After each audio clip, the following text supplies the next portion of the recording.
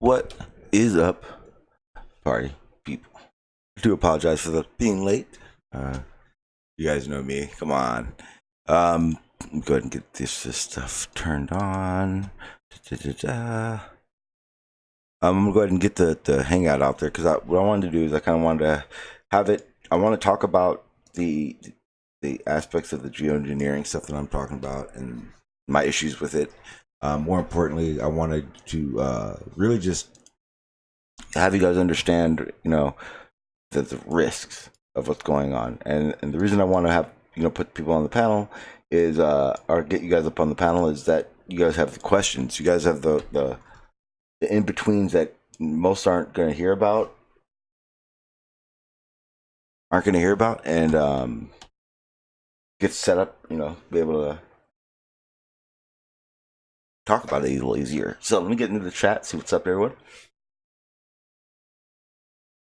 Let's see. What's up, Sean? What's up? What's up, Fred? Well, what's up, Maxwell? I'll put that timer off. I don't know why the timer's on.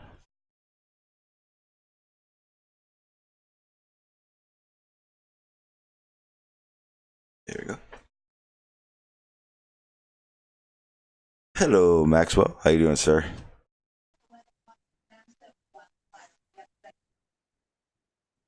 Max.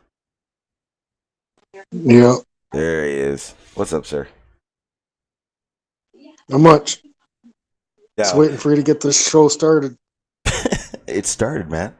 I heard you talking earlier about climate change, and I heard a couple misrepresentations of climate change out of your mouth.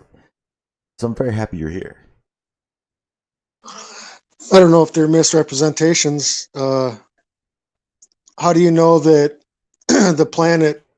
Well, supposedly we think that life has been around for billions of years, right? It started, or not billions, but millions of years ago, right? Dinosaurs, whatever. Mm-hmm. So how do you know? So if I were to make a statement that says, how do you know that the planet is not in its ending cycle of sustaining life? How do you know that? We wouldn't. Well, exactly. And there would also be no clues. There would also be no clues to say different. Exactly. I mean, I'm not saying that we don't contribute to climate change, but I don't believe that there's anything that we can do, period, to stop climate change. We might be able to reduce it, but it's going to be negligible. It's going to be a negligible effect. So are you saying that we as humans have nothing to do with it? As humans? No, I just said that we're contributing to it, but what's happening is going to happen, and what we can do about it is going to be a negligible effect. It's going to happen regardless. So, but how do we have an effect in it, and nothing we can do can stop or affect it from happening? I would think it would be the other way around, where if we did have something to do with it, there would be a way for us to actually. Well, I don't think that. You know what I mean? I don't think there's a.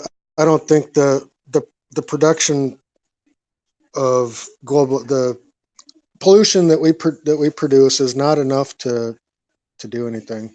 Well, why? Just because. Have you ever seen just from doing research on this? You ever seen? I've looked at tables that show that the percentages just don't even account for what natural causes. Like what? Well, like for instance, cow farts. I mean, stupid shit like that. Well, Human methane. farts. Methane. Methane. The only place that methane comes from is in a cow's ass. No, methane comes from the ocean. It comes from the bedrock as well. It comes from a lot of places. So saying cow farts is a misrepresentation of the methane that is expelled from Earth, isn't it? Well, I'm just saying that they're misrepresenting climate change as a human factor to create a new tax. That's all it's about, is creating a new tax. Well, actually, that they've decreased. They've lowered the regulations on methane, so now methane isn't even an issue as far as they're concerned, as much at least.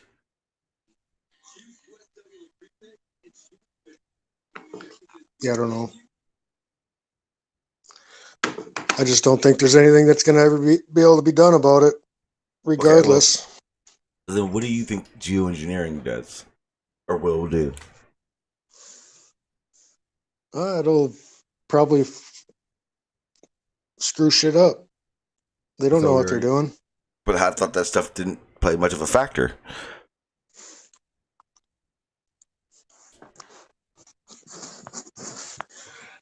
You're talking on a global scale. No, it doesn't play much of a factor on a global scale. But then what is geoengineering? Oh, it's exactly what it sounds like. So they're trying to change the weather and crap. I mean, just because you can create some clouds and make it rain in one part of the country doesn't mean that that's causing an effect on the world, does it? Yeah. It's exactly what it'll mean.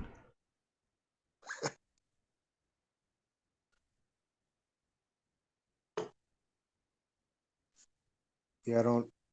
Just like when we had that argument about hurricanes, about how you said that they could create hurricanes with heart. I did not say they could create them. Never once. You know, it's unfeasible. Why? And the amount of, just because the world's bigger than people think it is, for one. Damn right you did. And to manipulate the weather in such a way to stop what supposedly is global warming, which I've yet to see any evidence that anything causes global warming. Maybe contributing to it, but there is other natural causes that are contributing to global warming other than, well, the magnetic, the polar shift. I mean, that has nothing to do with it. How do you know that? What do you mean? What do you mean it has nothing to do with it? Think here. What's solar wind, and what's the solar wind effect on our planet if we didn't have an atmosphere? I didn't say we didn't have one. Well, there you go. The magnetosphere is continually weakening and shifting and changing. So how do you know that that's not the cause? That'd be a little bit more drastic.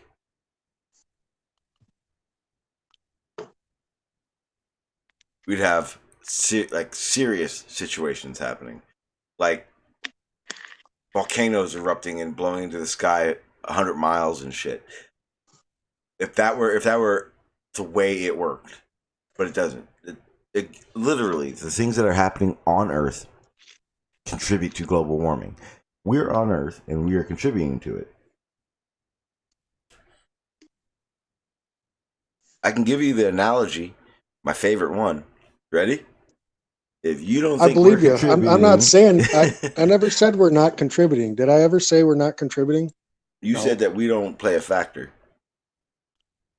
I said the factor is negligible. How do you figure? So if we weren't here, it wouldn't be a problem right now? If you don't see a smog line, you look over a big city, you think that's still good? Of course it's not good. Why would it be good?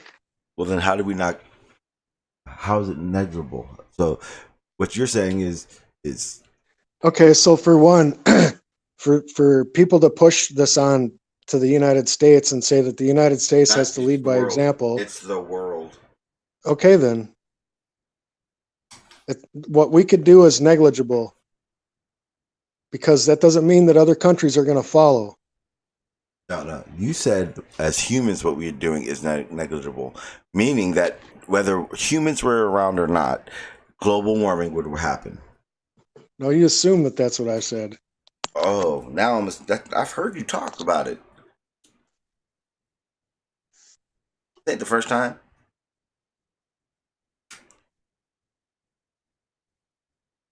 I didn't bait you into this for no reason.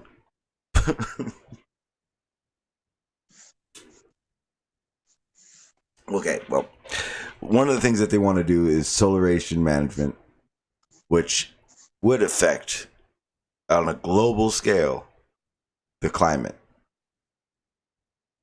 Now, Maxwell, have you heard about Mount Pinatubo, where they're kind of getting the idea of why they should do this? No. Are you eating, Maxwell? Nope. Okay, so the reason for most, living on a rock on my stream, you probably have already heard about it. Mount Pinatubo erupts for 2 to 3 years. It actually did change the global temperature, decreased it by 0.5 degrees Celsius. It's kind of where the Solaration Management idea comes from. But I've further looked into it, and I see something completely different happening. The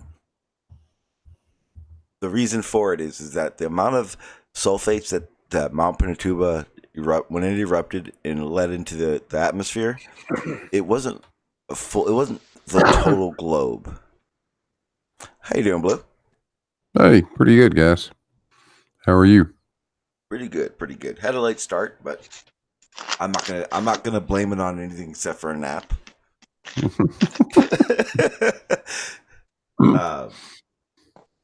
Actually, yeah, me and you were talking about this earlier. Yeah. Yeah. So what are compared to a volcanic eruption? What is the amount? Because I remember reading something about one volcanic eruption is equal to something like 10 years of humanity polluting the world. Something along that lines. No. To give you a good number, Mount Pinatubo released 20 million, tons of sulfates into the sky, and that was able to quote unquote geoengineer our climate for 2 to 3 years. With the Solaration Management that they want to be doing, that's and from different interviews, that's a 10-year process. So to give you that kind of an idea of how much they would have to actually really spray. And again, Mount Pinatubo, it was a very quick ramp up, but it was a very slow ramp down. So the effects we're not gonna see a drastic climate change anywhere because of it, because it ramped down very slow. 20 million tons. Which is very little if we start geoengineering doing the same aspect. Very little. 20 million tons. Think about that for a minute. It is very little, especially if you think about how much they're going to have to spray to do it globally. How many years do you think it would take for them to get 20 million tons of shit in the atmosphere? Oh, no. That's how much Mount Pinatubo did. But for us to lower the global temperature and do this correctly, it has to be globally. Again, Mount Pinatubo wasn't globally. I'll show you guys a picture of how much it covered. Right. So my question is, how are they going to get this stuff into the atmosphere? Planes. The reason produce? The reason they want to do it. Sean, and what do planes produce? Oh yeah, emissions. I know. Yeah. Oh. No. Okay, so Solaration Management has nothing to do with greenhouse gases. Its only purpose is to cool the planet. It's it. Well, that's great, but they're pumping shit. They're pumping equal amounts of freaking greenhouse gases into the fucking atmosphere at the same time. So, yeah, you're right. Sounds like an issue, doesn't it? The idea that they're ramping, they're going to be doing cutting fossil fuels and all that stuff to me is a joke. Like I said, I've got quite a few of these clips that just show, hearing after hearing where they're not strategizing for less fossil fuels. They're strategizing for actually an increase in fossil fuels, as if they want to get it all now. One of the big topics that they talk about is carbon capture, and that comes in the realm of capturing the carbon, the CO2, carbon dioxide that's in the equipment that they're using. Primarily, oil refineries are using this method. The problem I have with it is yes, they are capturing it out of the machines before it gets into the atmosphere, but they're not sequestering it, getting rid of it. They're literally pumping it into the ground to produce more oil. That just seems like an oxymoron to me.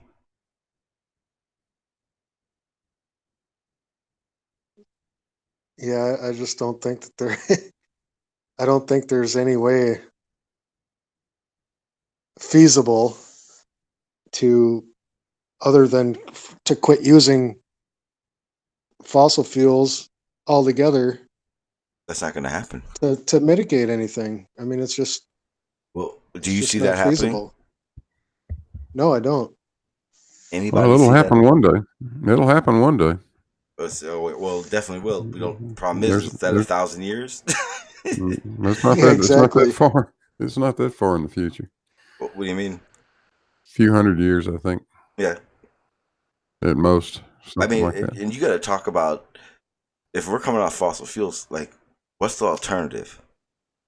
How do we alter? What are we gonna have to alter to get that to happen?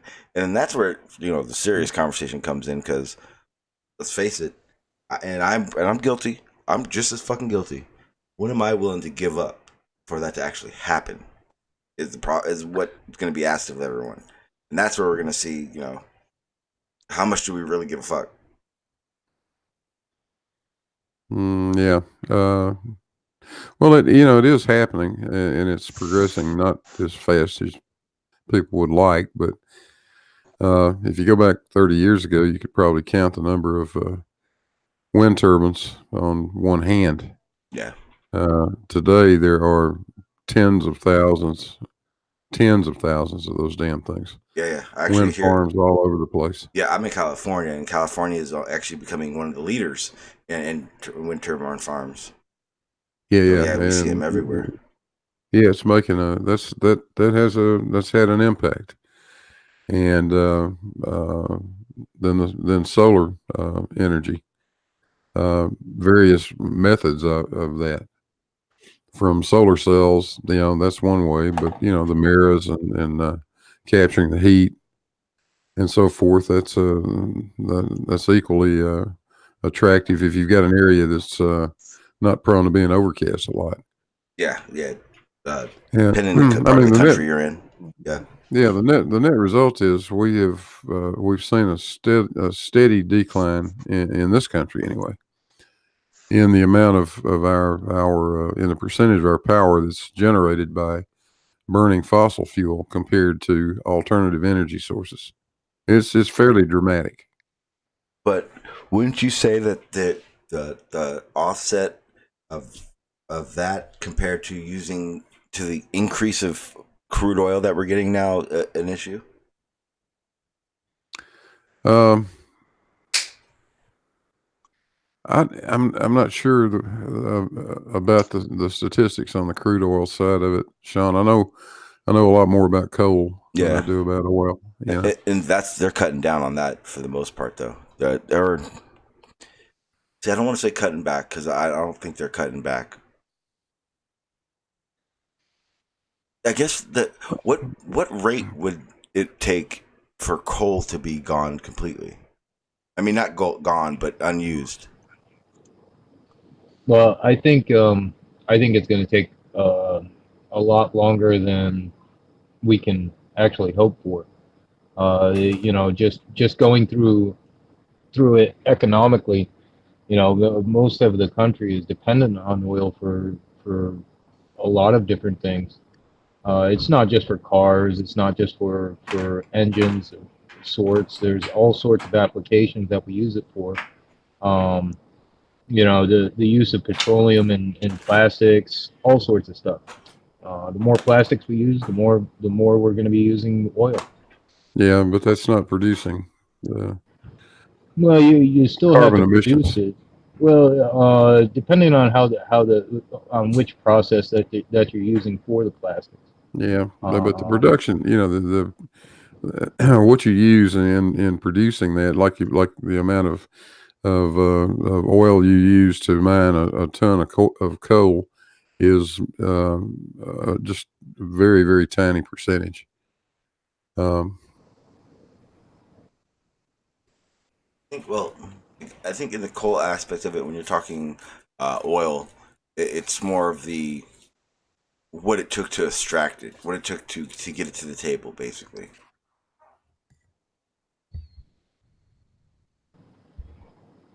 Well, do you think it's that, or also, I mean, which part? Just getting the crude oil out of the ground, or getting it to the refinery, or from the refinery to wherever else it's going? I think all of the There's a above. lot of steps. Yeah, I think exactly. There's a lot of steps involved. it's one is of the other, because one of the biggest issues the capture carbon industry is having right now is the fact that just the transportation of it and and what they have to do to it, it creates more carbon dioxide than they're capturing. So I think one of the big things is that balance, and you have to look at it all, that carbon footprint basically, and follow it up from start to finish, no matter what. You have to, and that's the only way you're really going to look at it and get a good outlook on what you're doing.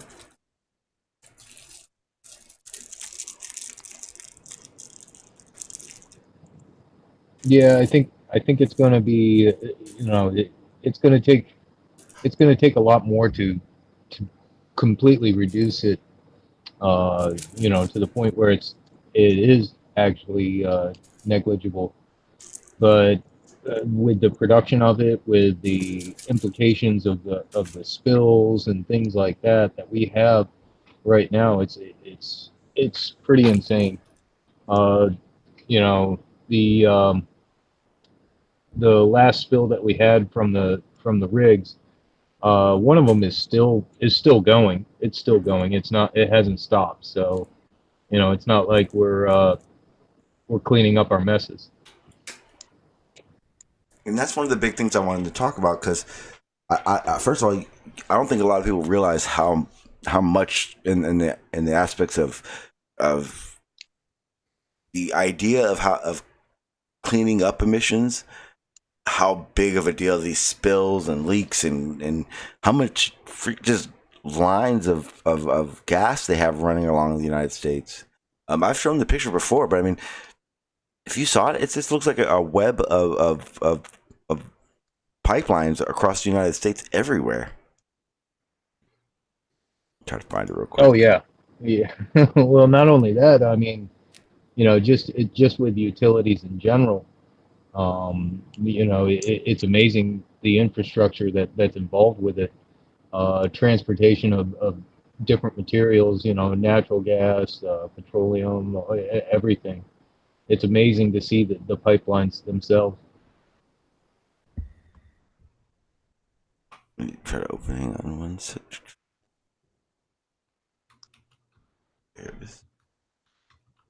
And this is outdated. This is probably, I'd say, 10 years old.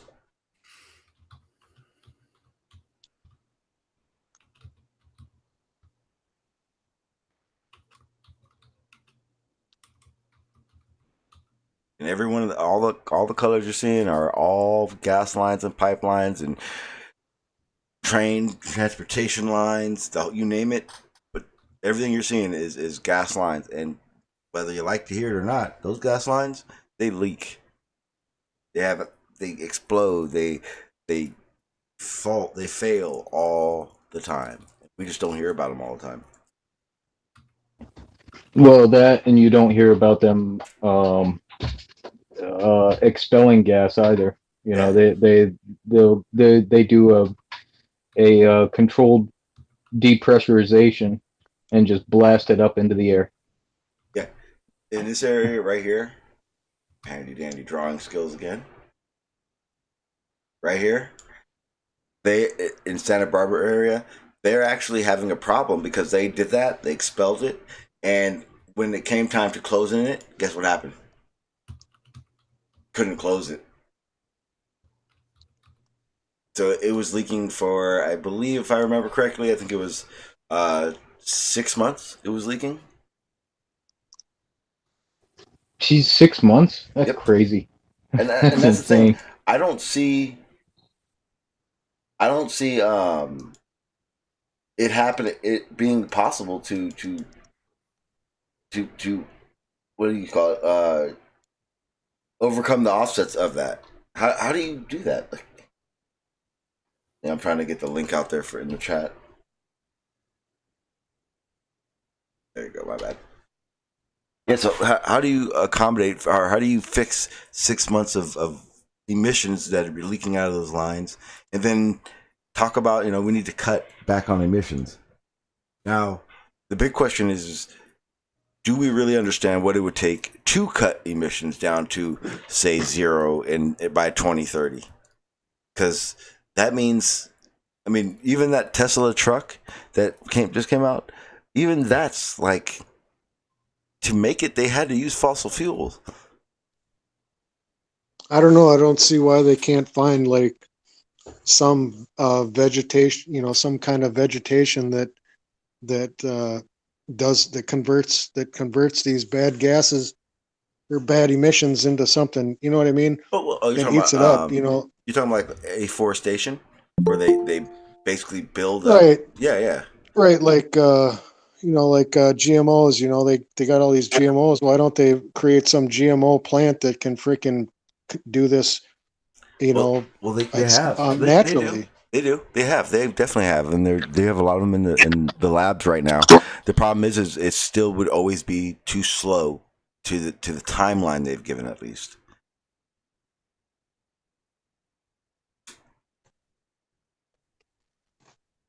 And that's I don't know. I'm sure, and even algae. They could GMO some algae and then freaking. They do that as well. They have algae. They have algae farms now for that purpose. But the problem with that is they're doing the ocean fertilization right now as we speak, and that's still illegal under a lot of the treaties that are going under. London Protocol, Paris Agreement, the Biodiversity Convention.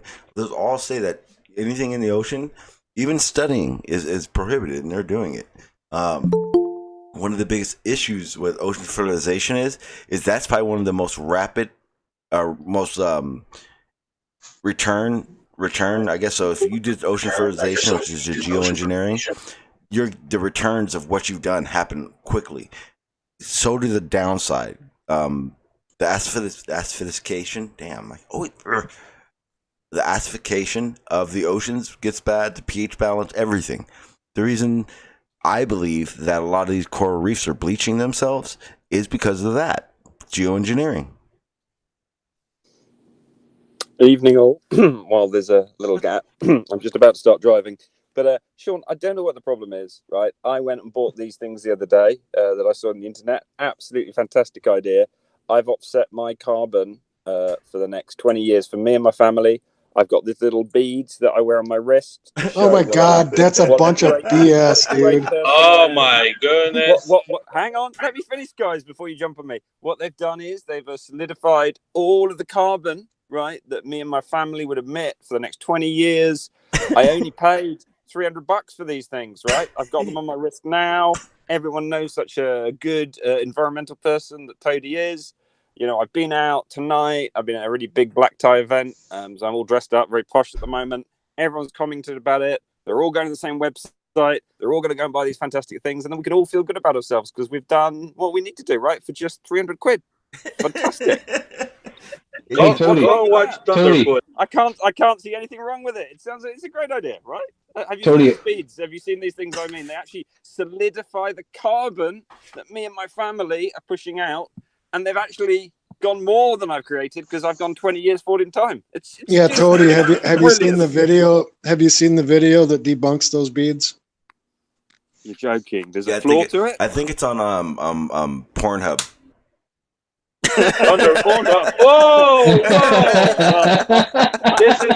I thought this was the PG show. PG-13. Yeah, I'm a regular there, but I've not seen those kind of beads, right? All of you need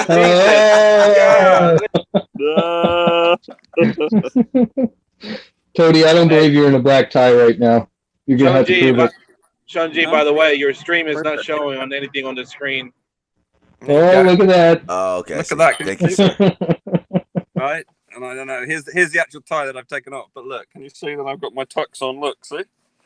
Ooh, he got you, Sean. Man. Yeah. Look, here's the bow tie. Right. Here's Is that a clip Wow, off? sharp. That's a clip-on. What a cheater! I know. I lost on because what I normally do is I take a clip on, I wear it, and then at the end of the evening I put the drape around so it looks really cool right around your neck, like you do down your front, right? Because it looks like you know how you tie your tie. But my son borrowed it or something, so I've lost it. So sadly not. Yeah, I've had a good evening, as you can tell, but.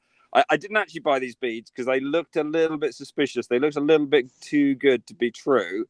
And Toady, he's a little bit skeptical sometimes.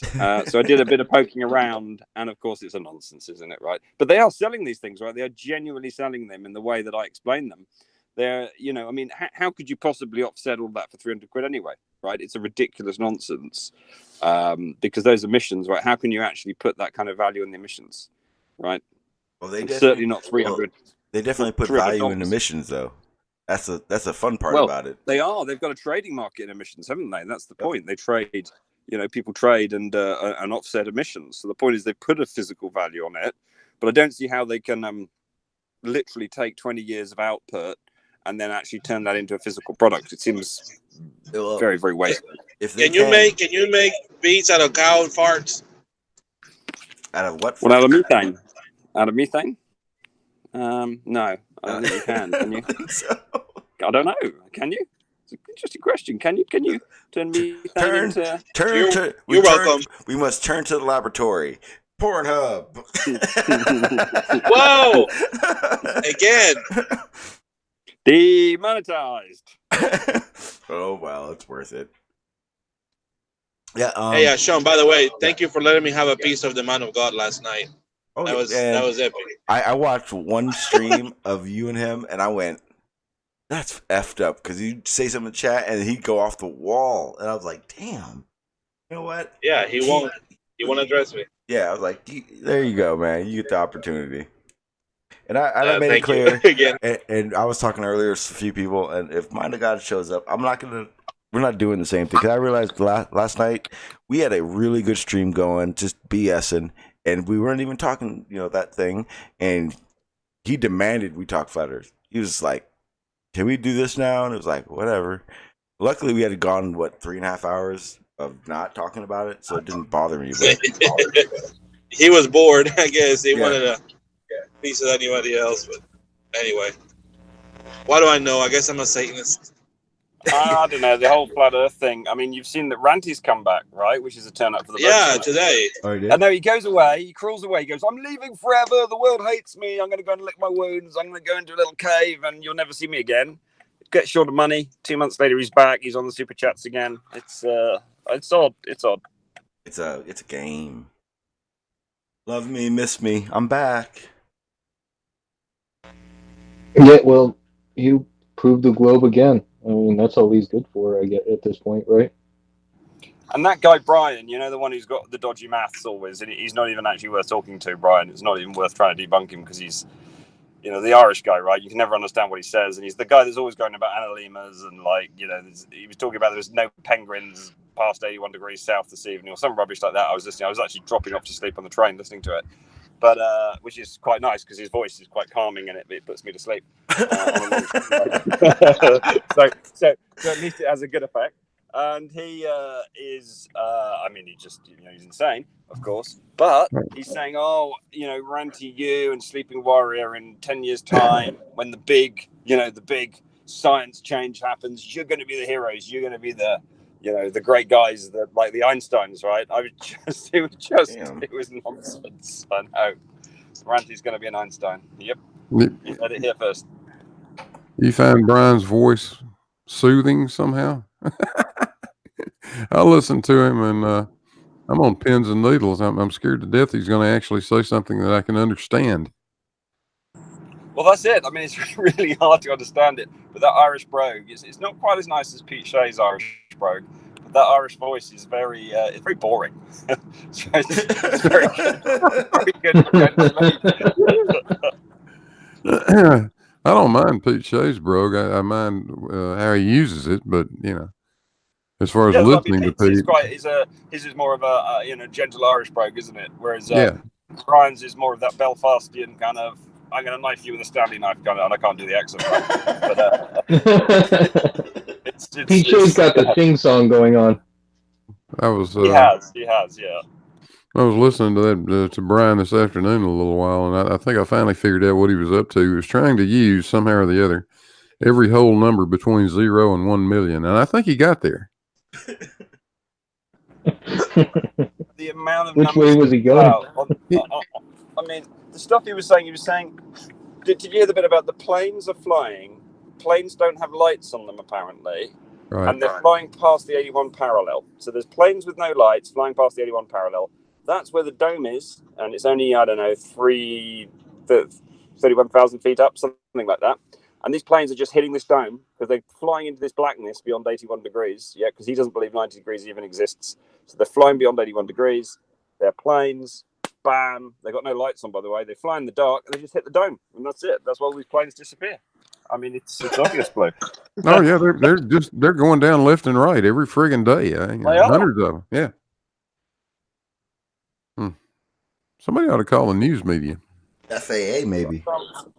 How many stunt doubles do they have? Thousands. Then he says, and this is where he doesn't even do his research, right? It's very, very frustrating.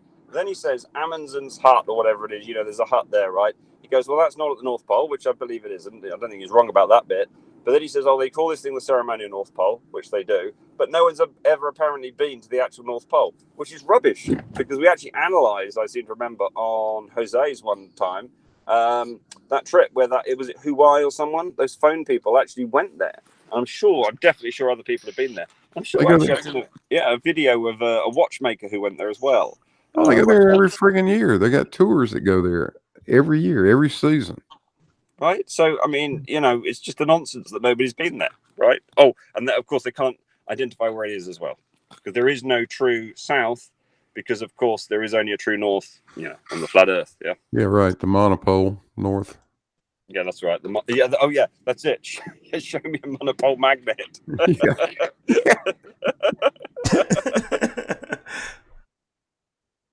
What the fuck? So I have to keep going on mute, but I've had a good night, as you can tell. I have had a couple of drinks, but not many. I think so. Not too many. What kind of drinks did you have?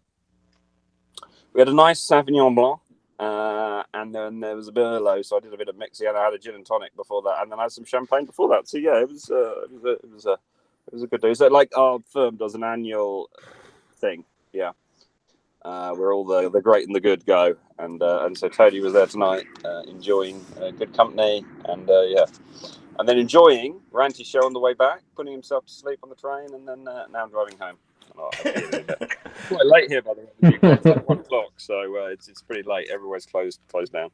You party animal. I haven't seen you guys for like a couple of weeks or something. I've been kind of dropped off the radar. I've actually been researching. We figured you've been doing a monster trucking. Yeah. Vigorous research about it. Yeah, no, I hadn't been monster trucking. I found a new area. So one of my other interests is, I do the whole archaeology kind of stuff. Yeah. But for years I've been, in America, you got these amazing things. You call them chug duggers or something like that. Anyway, so basically, I would call them treasure hunters, right? Okay, yeah. And We so, call them geo trackers. Yeah, that's it. So I came across this. I mean, the crazy thing is, you think it's only the flat Earth, right, where you got fringe nutbags. It isn't. So treasure hunting, and there's, I've used metal detectors, very well established technology, metal detectors, use EMF frequencies, blah blah blah, metal in an induction coil. That's a real thing, right? There's no fakery to that. But there's this guy, and of course he's British, who believes, it's a bit like Cold Moonlight, he believes that using a camera, he can take a picture of the aura that gold somehow gives off. And so and by the way, he's got these pictures that he's taken, which look to me like lens flares. And he's got this very complicated thing using 720 nanometer IR filters and I won't go into bore you all. So I'm trying to debunk that at the moment. Damn. Because I've not managed to get any of these gold flares. So his idea is, he's selling this idea. You buy his book, and I have bought his book, and you go out there in a field and you take a picture with this camera, and it just shows you where the gold is. Right? You see these auras. It's a special camera. Hey, Tody. No, it's are you sure? It's a Canon DS350, DLSR, but you put a special filter on it, and then you got to buy some other nonsense, and then you've got to have your back to the north and do some other stuff. And so anyway, I'm trying to debunk that at the moment, because I think I'm afraid of the nonsense. I mean, it's a great idea, right? I mean, by the way, the thing is, it's like a lot of these things. It's a bit like maybe, well, I was going to say Cold Moonlight, not Cold Moonlight. There's a little bit of truth in it, because if you take a flare device, a flare, forward-looking infrared, if it's been very hot in the day and the field is heated up and you've got a big lump of gold, and I mean a big lump of gold there, yeah, as the field cools down in the night, the gold will cool down and emit heat a little bit faster than the gravel or the ground or whatever else is surrounding it. But so will granite. Hey, Tody, is that the same guy you bought those beads from?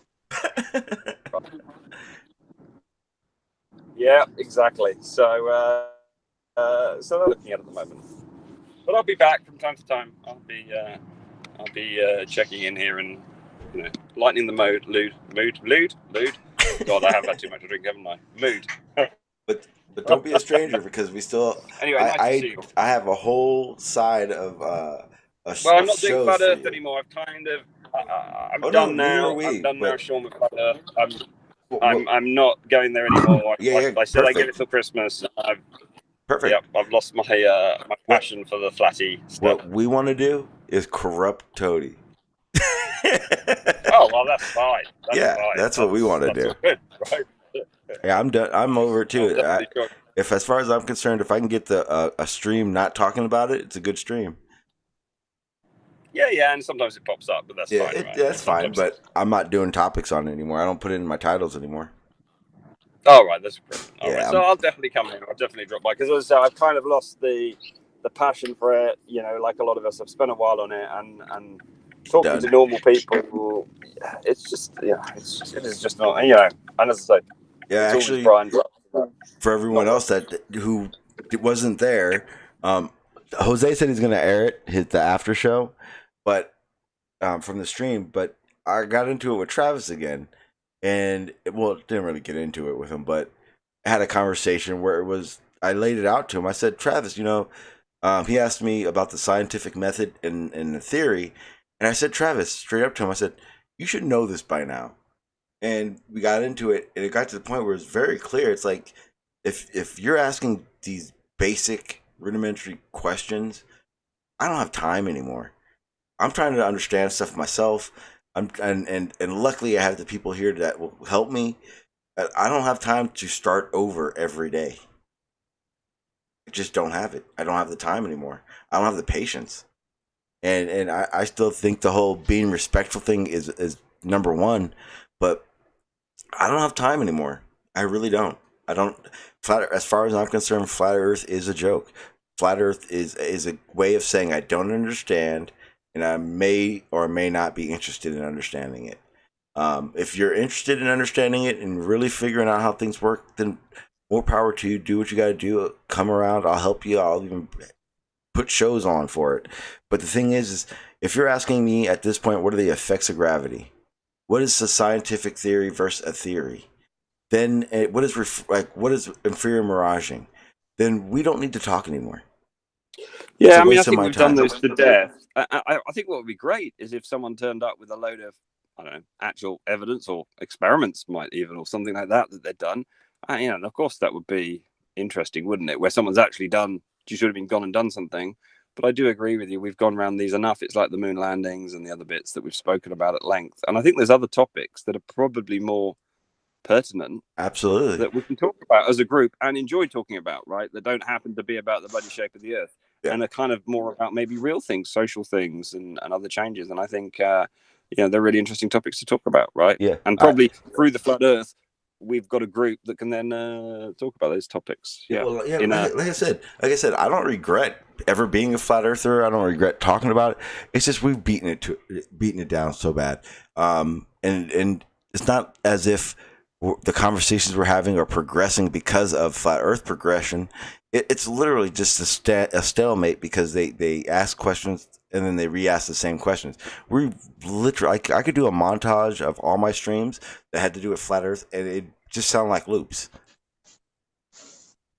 Yeah, same thing. Day, come in, gravity. How about miraging? How about fraction? It's not going over the curve. It's over the horizon. It's not over the horizon. Come back in, then discuss that. Then debunk a picture. Bring out another picture.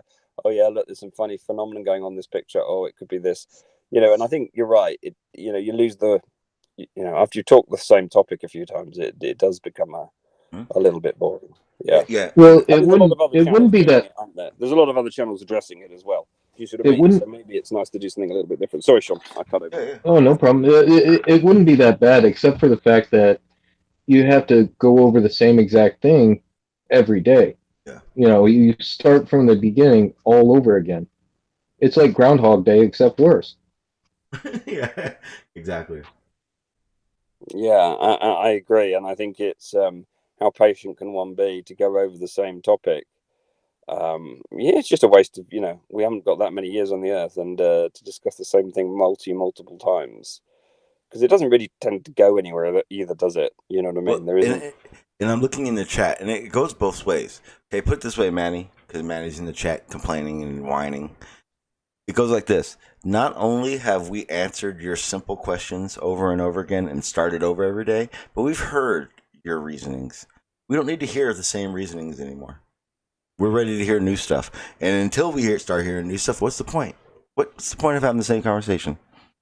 When Flat Earth comes up with some new revolutionary ideal reasoning for being flat, I'm down to hear it. But I'm done hearing you think flat and level is the same thing. I'm done hearing it. Yeah, I'm more interested in what new things that Toady has found out at truck stops. Exactly. Well, precisely. Exactly. And I try and avoid truck stops. And I'm more interested in the beads on his wrist. The beads on my wrist. Yeah, no keywords there. Wrist. Right, I've got to drop, guys. I will catch you later over the weekend, hopefully. All right, have a good one, Tony. I've got to go to bed. It's really nice to see you guys again. Yeah, thanks for stopping back in. Glad we can have a little laugh. Cheers. Yep. Bye, Blue. See you, Toady. Cheers. Yeah, that's what it's come down to. I'd rather just, and I've also realized that too. I like to talk about the geoengineering stuff, but I think I'm going to keep my hangouts to hang out. You know what I mean? It's work over I was realizing over the past week, I've kind of just not made it so topic based and just more of like it's just a BS and see where it goes. And I really like that. And I think that's kind of where I'm going to let the streams continue to go to. I mean, like today, I still got more to say. Don't worry, people, about geoengineering. But for the most part, I just want this to be the hangout. Yeah, I mean, the past few hangouts, I guess. I mean, we've gone through different topics, and usually we just end up like BSing about everything going on. Yep. And and like everybody leaves in a happy mood. Yeah, exactly. I like that. I'd rather keep doing it that way. I was trying to think about it, and I got to remember that when it was a flat Earth thing here, my topics and everything. That's when it was very, like, it was very kept in one area. But I can't. The hardest part about it is because that repetitive crap that we were just talking about, the same questions, the same answers, it's easy to keep going with that. Very easy for a long time. But when it's realistic ideas and realistic topics, it's harder to do it every day. So I'd rather keep everything open and just keep it like a hangout, like I was saying. And then when the topics become, an issue, or topics become something that we need to be talking about, then you can topic basic. But yeah, I think I had an epiphany last night, and realized that that's kind of where I want the stream to go. Kind of keep it and then that way I don't have to like ever get too like invested into something.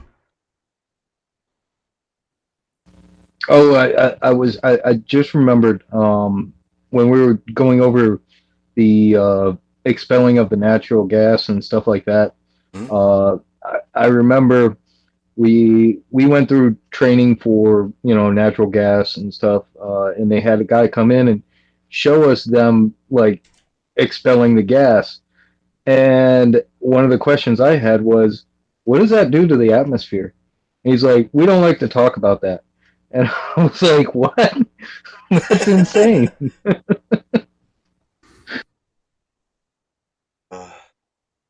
Yeah, they don't. It's if you look into it, like research wise, it's not easy to find at all. Easy to find at all. Leaks and accidents, especially. They like to keep those things as low pro as they possibly can. Yeah. Well, I mean, nobody wants to be on the news as when it comes to gas, whether as a contractor that hits a line or as a gas company or anything like that. Nobody wants to be on the news for something bad like that.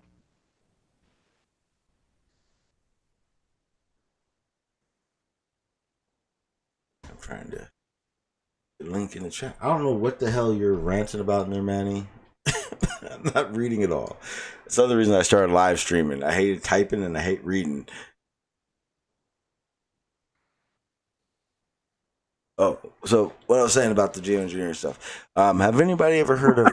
Has anybody ever heard of something called volcanic winter? Besides you, Blue. No, Yeah. Blue. You don't get. Oh, You and Sean are not allowed to answer this. We had this conversation. okay. Oh, okay. You guys I'm can going be. back. I'm going back on mute. Sorry. No. You guys can be in the conversation, but you just can't answer that question because you do know what it is. Maxwell, do you know what it is? Have you ever heard of it before? Huh? Volcanic What are you winter. talking about? Volcanic winter. Have you No ever heard clue. of it? Okay. Is that something on Pornhub? I don't know. But now what I'm talking about. Well, if it's not, it may be soon. Yeah, but it doesn't pertain to what we're talking about right now. Well, I doubt a lot of people do. So what we're gonna do is we're gonna watch a video, and guess what? You guys get to hear it as well. I figured it out. You hadn't known by now. Gotta change these settings.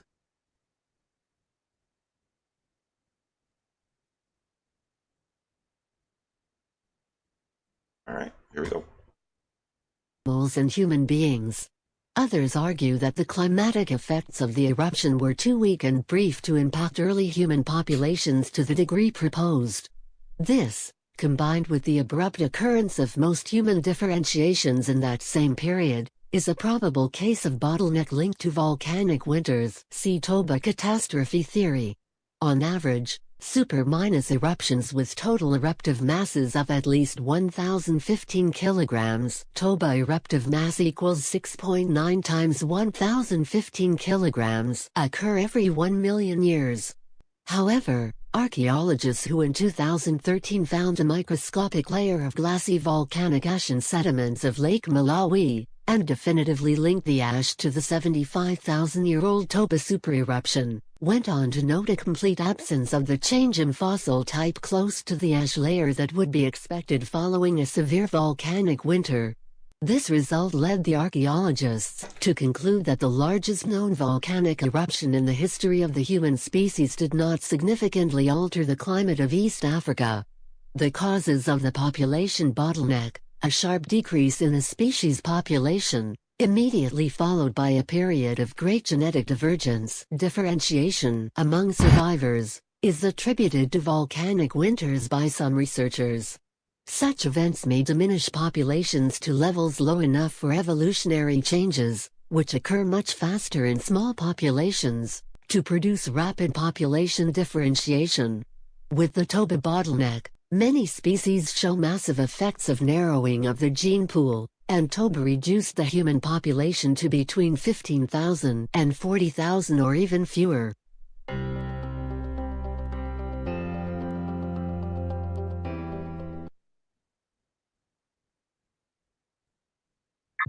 Yeah, I seen something. I seen something like Reduction in some global study like that where temperatures Again?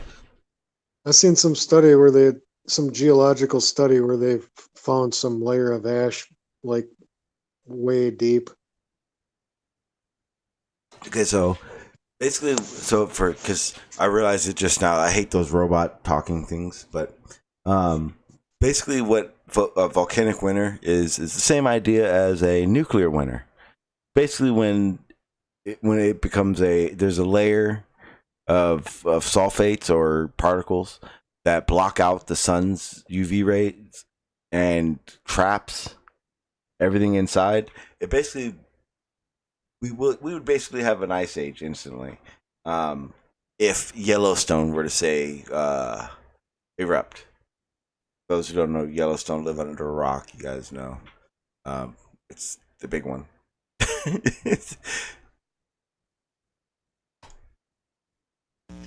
So Yeah, on a small scale, if you think of like Mount St. Helens or Pompeii or something like that, that's a small scale where I mean, even though it didn't block out the sun for a long period of time, it basically was on a small scale, that's what it was. I'm trying to find a video right now. I was watching a video on YouTube, and it illustrated that so perfectly. I'm trying to find it right now.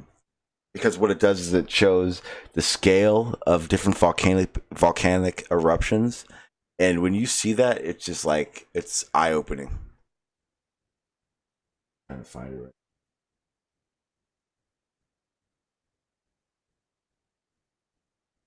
I think it's in YouTube still.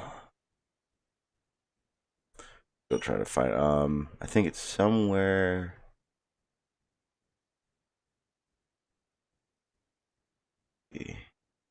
Oh, I found it. Let me get all this crap through it. That's it. It is.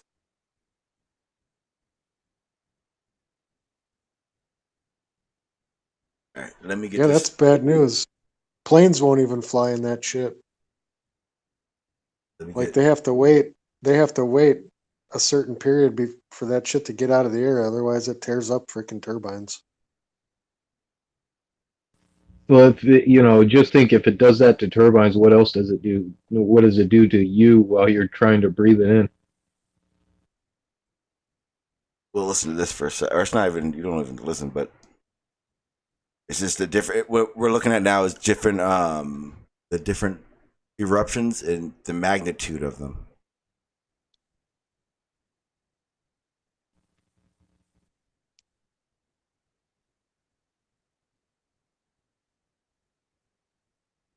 Damn commercials.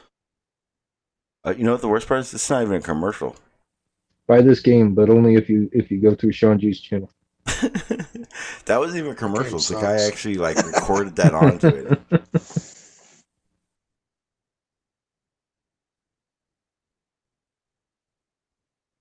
Yeah, what erupted in 2000, 2010, 2011, 2010. There it is right there. Where was that? We were delayed in Iraq because of that, or in Germany going to Iraq because of that eruption right there. Our plane was delayed.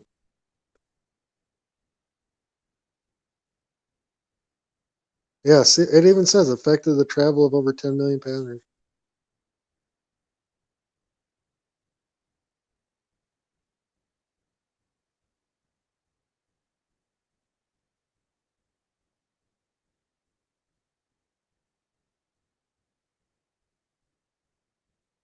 I remember Mount St. Helens. Yeah, that was crazy.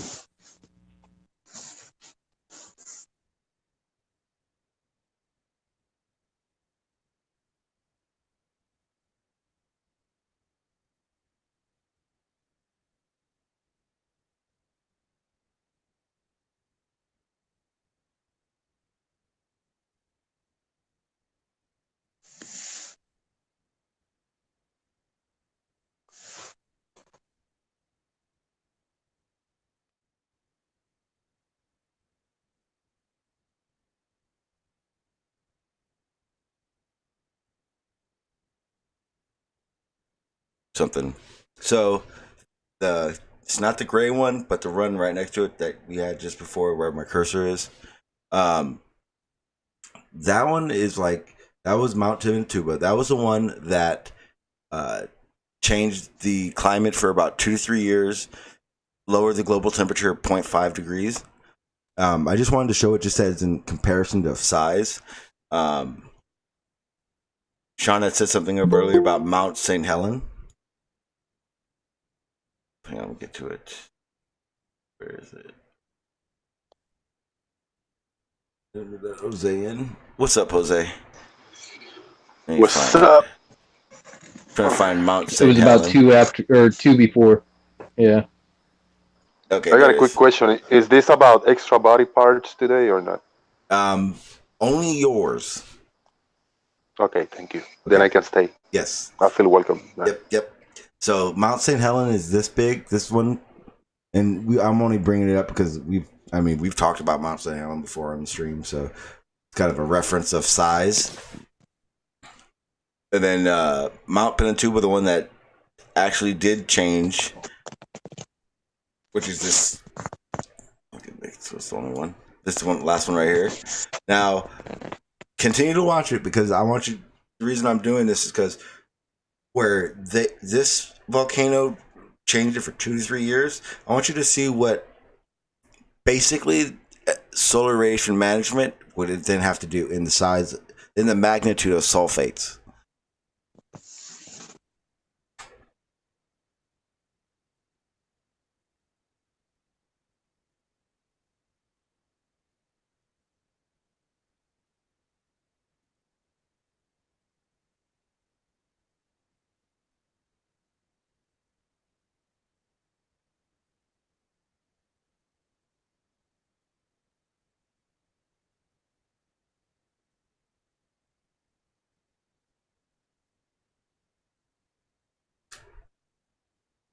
Yeah, they all say that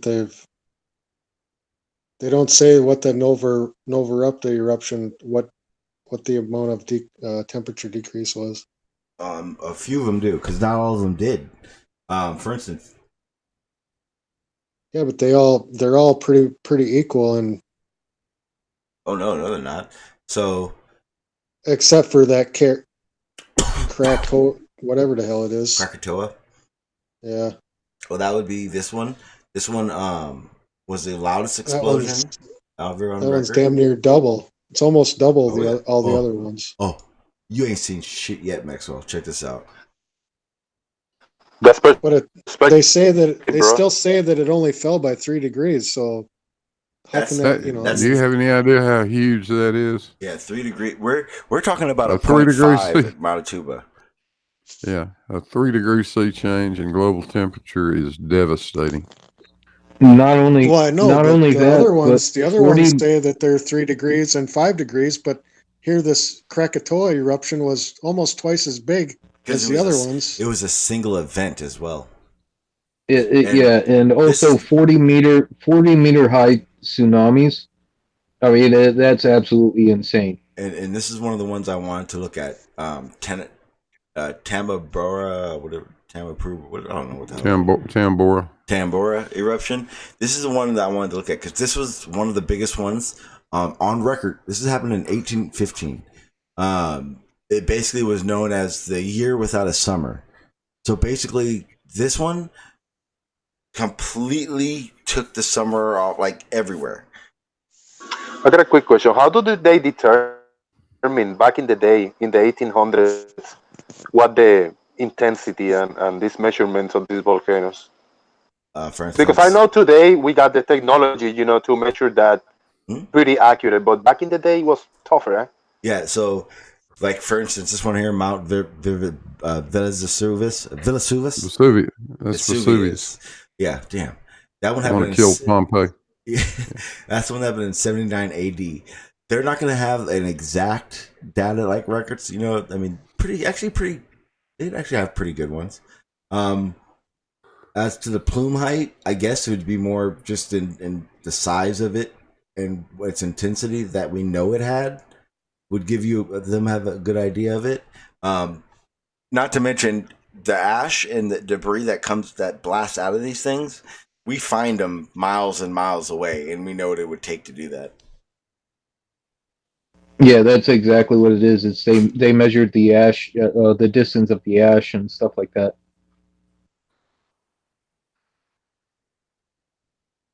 And then it makes sense. Yeah, different wind will change that much. Yeah. Vesuvius is mainly it'll make every list just simply because it buried Pompeii. Yeah.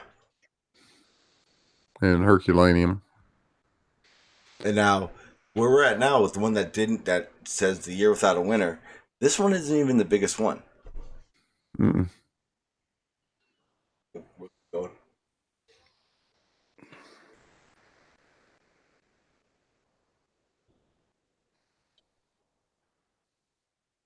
All of these things are tiny compared to the eruption of a super volcano. Oh, yeah. So this one, Mount Rangiora, the largest eruption in the past 2,000 years. Global temperature fell 3 Celsius and triggered the Little Ice Age. That was in 1257. So are we going to have an ice age before the globe turns into a Mars? So that's the big one. That's a big one. The one that just went up is...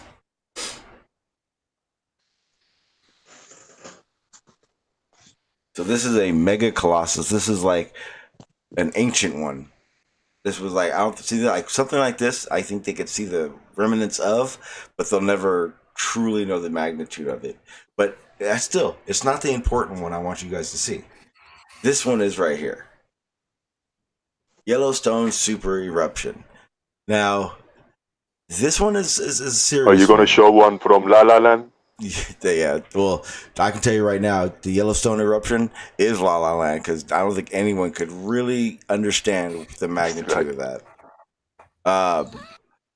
If that were to happen, we would be talking what we're just talking about, the volcanic winters.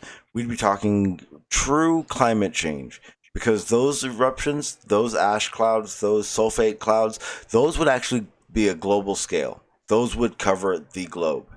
The reason it's an issue to me is because in that case, that's when we do see a volcanic winter, a global volcanic winter, which would put us basically into an ice age. A little ice age if you want to really get scale-wise of it. Well, now I know why people move right next to it. To what? Yellowstone. Oh, so when it goes, they just go to? Yeah.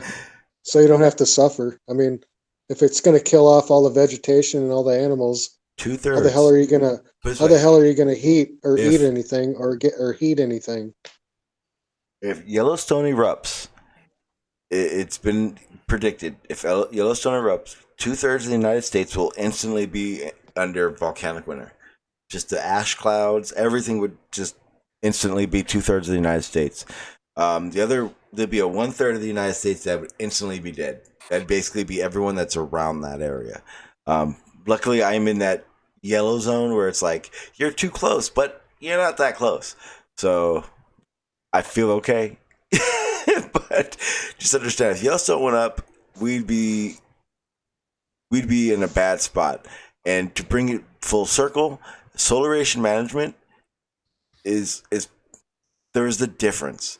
Mount Pinatubo didn't cover the globe. Yellowstone would. Solaration Management would, which is why I don't think they're telling us exactly what needs to be said. I think what's happening is it's giving us a blanket view of what they want to do without the realization of what is expected and can happen. I want to do a lot more streams on this because, again, it's a serious thing to me. It's not just a conspiracy theory that I hold. So, do you think that they might be trying to figure out a way to erupt a volcano? Yes, they've actually no, not for Solaration Management because they're going to use planes if they do that. But yes, they actually have looked into what it would take to trigger volcanoes because of this idea. Yes, they have done that. How stupid is that? Very. I mean, Oh no, I'll pull them with up. volcanoes, I have along comes earthquakes. I'll pull up a few of the articles about it. But for a very long time, one of the things that they were looking into doing was, can they trigger volcanoes?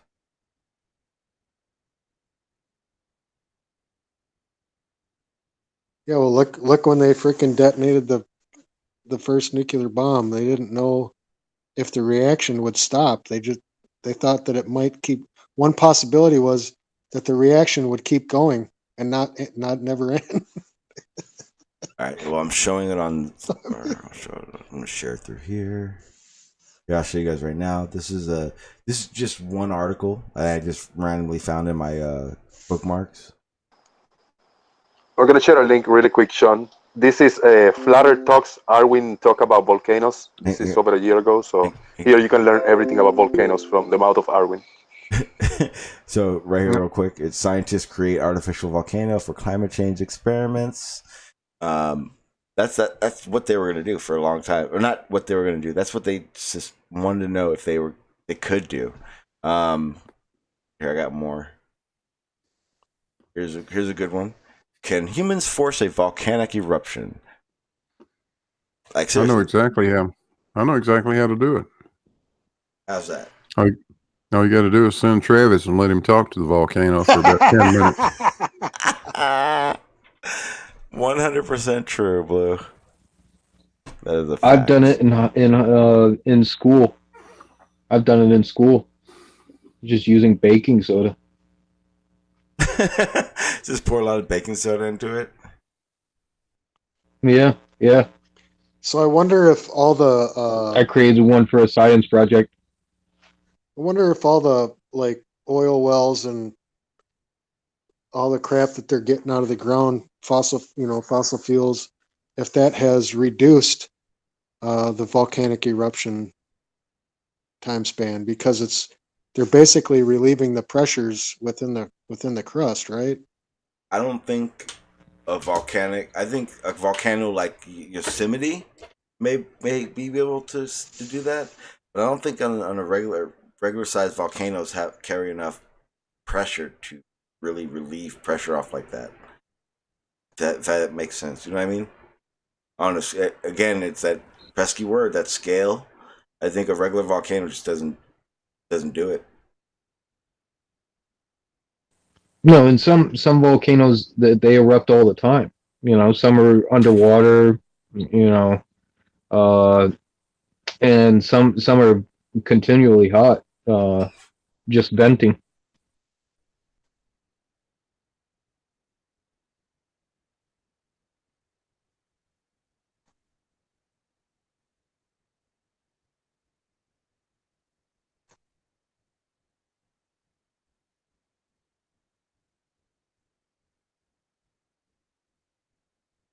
When you say venting, do you mean like complaining and talking out loud, or like farting?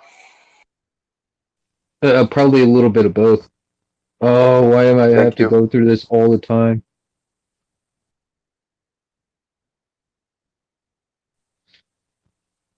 No, there's some that are underwater volcanoes and stuff that are continually putting out gases and also magma as well.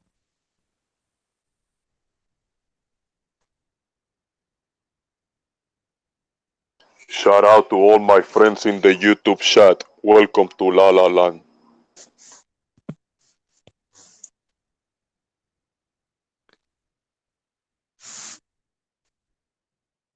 Yeah, Davros can't weld for shit. He wishes he knew how to weld. If your final destination was La La Land, please remain seated with your head up your ass. Thank you.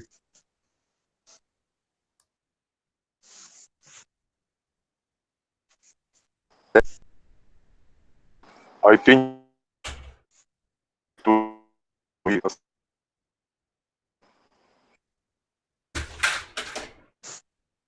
You were I can roboting do there, Rosa. impersonations. Oh shit! God, you I guys are all think I can quiet. do an okay Montreal impression. What are you guys doing? What did I come back to?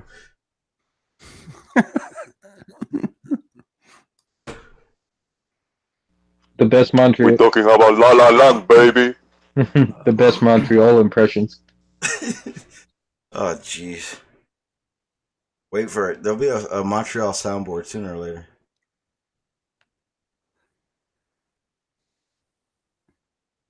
As soon as I figure it out, I'm trying to get my Rumpus soundboard up and running, but I can't get it. I'm trying to still having to figure out how to get the link to the Hangout. Are you guys serious? If you believe that, you're in La La Land. Well, I've seen That's not bad. on the Patricia show That's pretty close. from shore level. So I know they can hear it on the YouTube right now. Hang on, if I do this.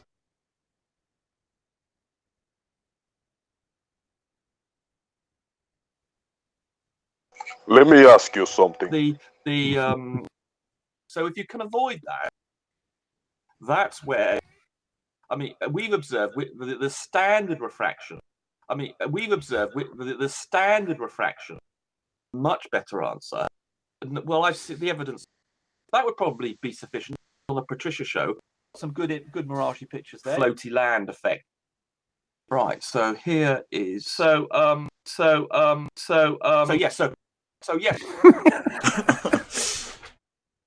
Can you see that? Yeah, that's good shit. See there. So you know you're actually looking through just a few feet of air. You are going to be in that air more than you need to be, and you don't need to be or dirty air, which is another sort of refraction. With you get temperature inversions that cause what you call the, and then at least I know. So it's only when it hits the horizon I know I'm disagreeing with Sly here. I mean, it's just to get above most of that. Oh well, I could tell the difference. Anybody independent, objective analysis. Anyway, so going back to the thing so the practicality. So yes, so here I can present the. This is awesome. It's like having him here. I have the other soundboard, but that's the one that's a pain in the butt. Yeah, but that's just like having Rumpus here, you know. You can use it as a fill up, you know. It's got one significant advantage. You can turn this rumpus off. Yep. That other one doesn't have an off switch. And that's the one I'm going to end up using if he doesn't stop fucking running from me. This whole Horizon thing will never go to bed until he confronts me.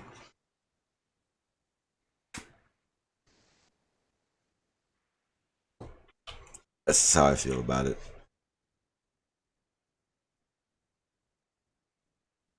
Yep. Anything about Horizons or Mirage, Rumpus is there, yeah. I think he's wrong. I don't think he's wrong. I just think he's like Travis. That's my way of triggering him. Shunji, hashtag Rumpus is always right. I think if you say his name so many times, he'll appear. Like Beetlejuice? Exactly. Yeah, Candyman. Okay. Well, whatever it will take, because he hasn't been around in a while, so. think Rumpus is a superstar, bro. No matter what you say. So maybe I'm too small for a rumpus. I'm a little fish. Is this like the Venture Brothers, where you have like your own dedicated supervillain that comes to haunt you at all times? It's starting to be. I love to put this topic to bed. I'm pretty sure everyone's pretty sick of hearing me talk about it. Wait, what topic is this? The horizon. Now, there's people that talk like Rumpus. He can talk for hours, and it's so annoying. But I can hear him because he's stutter and he's stumbling up on the words. It's funny to hear. Now, there's another. He's very smart. Yeah. There's another person. I'm gonna compare to the total opposite. Schrodinger's cat. I'm gonna throw his name out there. He's very smart, very knowledgeable, but he's so boring. His voice. I can listen to Rumpus all day. I can know him for the half an hour. Schrodinger's unless he goes funny and throw a few jokes. Then he's good because he's got jokes. He's just too serious. It's hard to get him off. Well, I told you. Yeah, I told you. He's like constantly over prepared. I feel so bad for the guy. He's like I'm debating flat Earth Ozzie Jesus. He's like, I gotta prepare. I'm like, do you? Yeah. He got 38 slides and 20 citations. Hello, boys. I thought you needed a dickhead in the Hello, DK. How you doing? Hello there. I like DK. Talking of Schrodinger's, did you watch the MC Toon debate the other night? We did. I did. Man, that woman, mad as a bag of frogs. And Schrodinger's cat acted as if he was going against court and showing his evidence. It's like, dude, you don't need all that. And he's so serious. He's all like pumped up. You know he does push-ups before he gets on camera. Gets on that main angry face and he's like, let's do this. I have evidence. You're not prepared. It could have been a lot worse. I mean, there are other people out there who just slammed evidence. But see, that's why I'm saying when I'm like, these debates are getting so fucking boring. Like every time Schrodinger cat comes up, I know I'm gonna get really precise, detailed evidence from his side, nothing from the other side. I'm looking at an angry guy just being angry.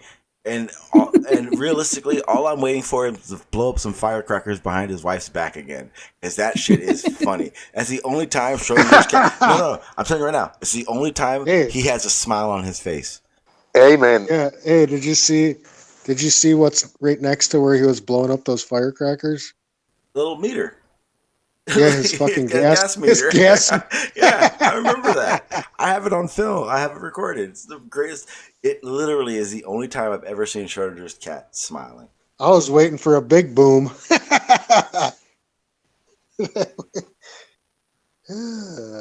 He's that guy. Yes, he is.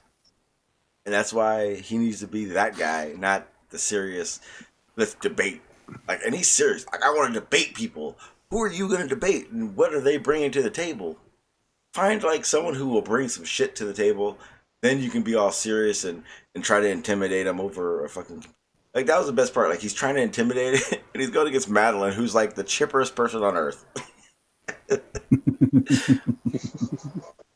Yeah, but it's his dry humor. It's his dry humor, like when he was reading the Tesla book. Oh, I'm sorry, I was just reading this Tesla book where it doesn't say anything of those things that you just said. Yeah, well, Marilyn, it doesn't really matter because no matter what you say, no matter what evidence you come to, it's just going to be, well, do you believe your governments? Your governments are lying to you, and that's it. You know, it's end of story. She's going to repeat her claim. Yeah, she's going to make the claim without evidence. That's it. Yeah, that's exactly where she's coming from. It's just the governments are lying to you, therefore the Earth is flat. Makes no fucking sense. No logical. And she said, like, you know, guys, that this horizon rises to your eye level. Oh, guys, that boats don't go over the horizon. You zoom in and they come back to you. You know, the same things over and over. That is annoying. It's annoying. Well, the other thing that's so funny about that is is the flat Earth argument is, you know, the Earth is visibly flat. The horizon doesn't rise to eye level. But then you show them evidence of all these things, and then they can't concoct some reason why it doesn't look that way. But wait a minute, it can't look that way and not look that way at the same time. You can't have both. Yeah. It's got either. Oh, I don't trust that footage. I don't know who took that. I don't believe it. And you know, there's a dome up there, right? A dome. Yeah. Oh God. Yeah. Sorry, Sean. You were talking about erections or something. Oh no. Yeah. The whole thing is like the whole thing is like shot. The next day you start all over again. You know. I was just explaining, and Jose, I'm not sure if you heard, but I've decided that my hangouts are going to be just that from now on. I like doing the topic thing, but I've realized over the past week or so that I actually prefer to just be a hangout where the topic is whatever the fuck comes up. We're just people hanging out and just enjoying. That's what it's for. You know, shit. You don't have to. You don't have to. You can cuss here. You can. You know what I mean? It's like I don't care about all that stuff. So it's like fuck no.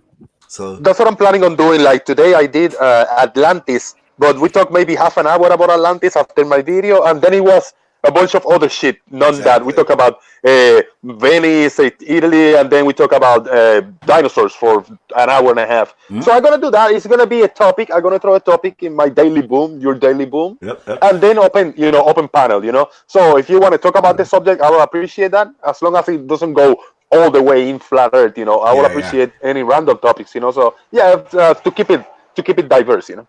I used to have a really, even if it goes flat Earth like right now, like it doesn't matter. It's like towards the end, but a little bit. Yeah, but it's no longer ever going to be a top. Like I said, I'm done with it until some real shit comes into it. We'll talk then. I used to have quite a busy channel, but building guitars and shit like that, and we got into this like routine of just like having hangouts. And they would like jump from, you know, one person's channel to another channel. And they were practically going every single fucking night. We would just be having these hangouts. And they would just turn into a drunken mess every single night. no matter what the topic was. And sometimes those are the most beautiful ones. Oh, yeah. We had to. I'm not going to be doing a lot of talking now. I'm going to stay on mute. I'll be listening. Okay, no worries.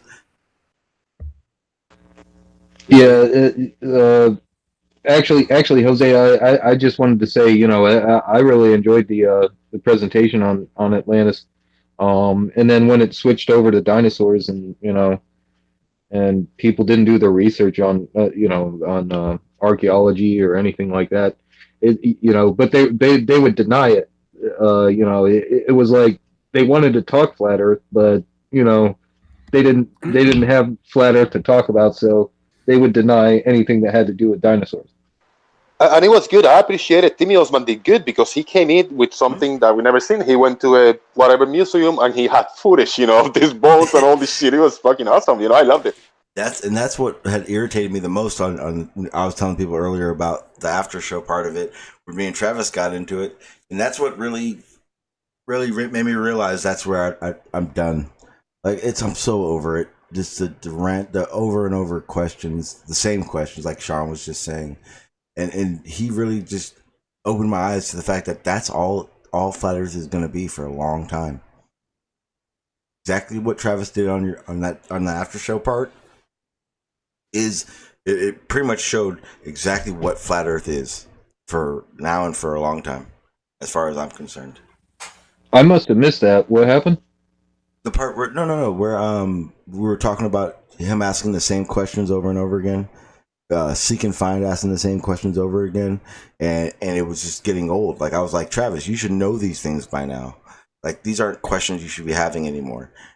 You were there for that. I think you even chimed in a few times on it. Oh no, I had stepped away because I had to work and stuff. So I might have been in there physically, but mentally not there. Okay, yeah. The only reason they're asking the same questions over and over again is to hopefully find a chink in your answer that they can dig up. That's exactly what they do. The problem is it's getting old. And I'm sorry, there ain't no chink in this armor. I'll tell you right now. I just like telling them to go do some research. Yeah. Your Google search to Aaron would be legendary. Well, I mean, after a certain amount of time, I think I did it on Jose's show before too. I think it was to Anthony Riley. You've been in this for how long and you don't know what gravity is? Go do some research. Or the other one is like read a book that doesn't have a cross on the front of it. Yeah. All right. I got a super chat real quick. Hey, thank you, B-Ball. I do appreciate it. He says, as long as there is uneducated and gullible people, there will always be a flat earther. Unfortunately, I have to agree. Well, I was watching a really interesting Star Talk with Neil deGrasse Tyson talking about anti-vaccine and the anti-vaccine, problem, and it was quite interesting because the beginning of that conversation could easily apply to flat Earth, just the denial of science and just basically having the fucking head up their ass and not accepting anything that's coming from what I suppose we'd call a government source or just any mainstream science. And the same problems there with flat Earth. Exactly the same thing. But where does it come from? Where is that? What is that switch in your mind where you can't trust anybody else? Well, you know what I mean? Well, the woman was saying because it was this top person in vaccines, and she was basically pointing out that the fact that there's like massive distrust in the government at the minute, and that causes a lot of issues. That's a major part of the problem, which is kind of sad, really. When science really isn't a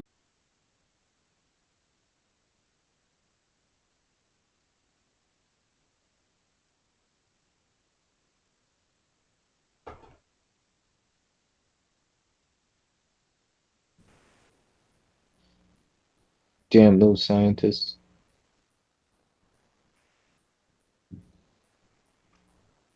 all them numbers and angles and things.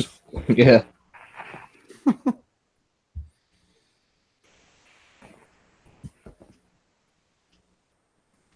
Always got to try to figure stuff out. I don't understand it.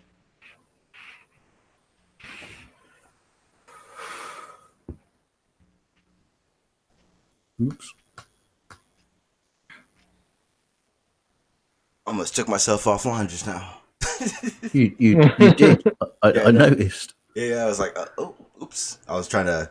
I have a audio extension cord that I wanted to use just now. It's on the back of my computer and actually just hit my Ethernet cables. And it popped off real quick. I looked up and everything was all red and I didn't hear you guys. I was like, uh-oh. We're good to go now. That's how the internet dies. Somewhere there's like one massive Ethernet cable that someone's going to trip over one day, and the whole internet is just going to disappear. Not funny. Yeah. It's not funny, man. Don't even joke like that. It's my human right. In the chat, Dave was asking, how long does it take for bones to purify in water? Well, it'd have to be in mud, first of all. And it probably a very, very long time. Purify or petrify? Petrify, I'm sorry. Petrify. Yeah. I have a very long time. It's also going to depend on pressure, what other elements are around it. There's a lot of factors. Yeah, but no matter what, it's got to be buried in mud. It's going to be buried in something. Yeah, it has to have the minerals.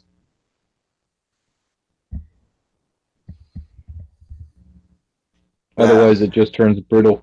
Because on to what you guys were talking about on Jose is when it comes to the fossils. I asked Montreal. I'm not sure if he answered. I'm not saying he didn't, but I asked him, does he believe in any type of fossil records at all?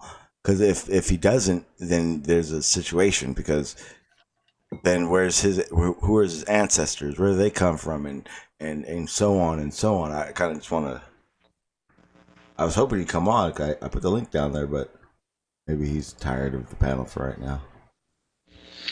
Well, if I remember, there was something where they sped up the process by introducing, was it iron? I can't remember. I remember reading something on it though, but they sped up the process on it. Oh, they can speed. They can with technologies. They can speed up the process of petrification. The thing is that there's no version of a rapid petrification, which would also be kind of run along the lines of floods and all that kind of stuff. But that's a different aspect of it. What's up, Montreal? You know, I was just kidding.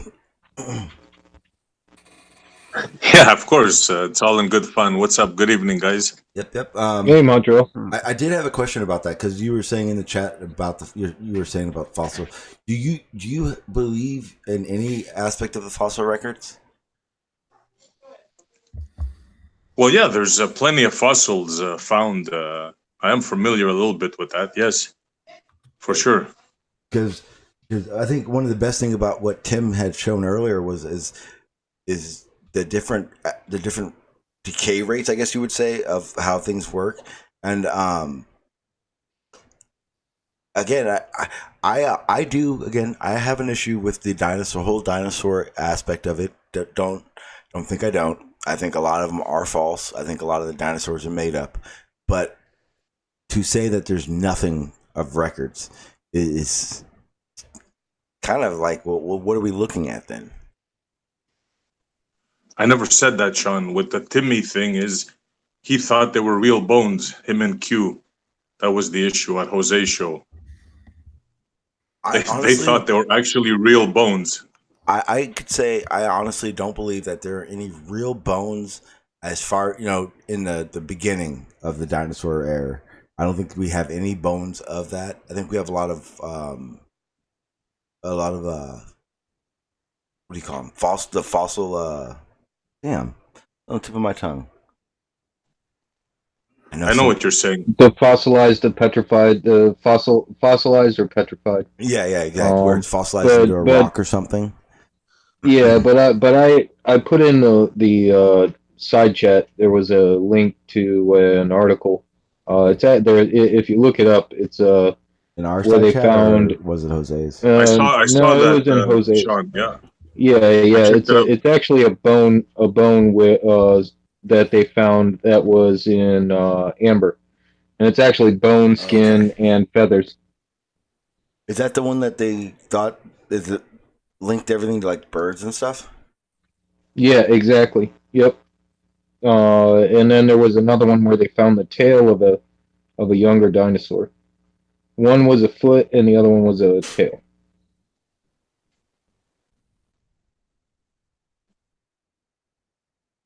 The one that you linked up, I didn't have a good chance to look at it. Did they say how old it was? Because I saw feathers on it. Yeah, they gave a time period, and I can't remember it right off the top of my head. I'd have to reread the article. But yeah, they gave a timeline, and it's like the great grandfather of the birds, basically. It's at least hundreds of years old. Yeah.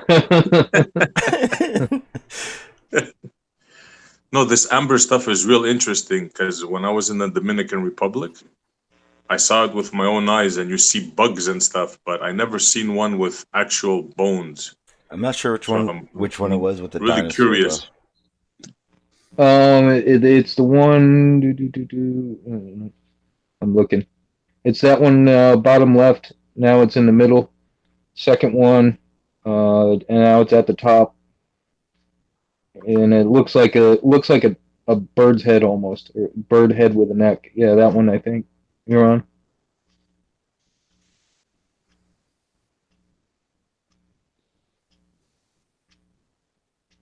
Yep. Yeah, that's it.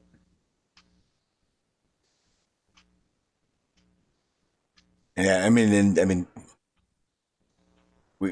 I don't think there's anybody who would argue that the amber that it's found in wouldn't preserve it. So Yeah, they had actually talked about pulling DNA from it and doing all sorts of tests. And then, of course, the whole Jurassic Park thing came into play. Whether well, whether they actually could do that. Yeah. Well, and they in all honesty, they could do something like it. Yeah, but let's point out that is pretty much a load of bollocks. the DNA is usually so degraded by that point. Well, that's the question of whether or not it's in the amber or not, and whether it's actually preserved that much. But they were afraid to actually do anything with it just because. I mean, it's perfectly preserved in the amber. Yeah, I'd want to. How did they determine it was dinosaur? Did they actually take a sample out of it? How did they? Is this a visual thing they did? How did they determine this?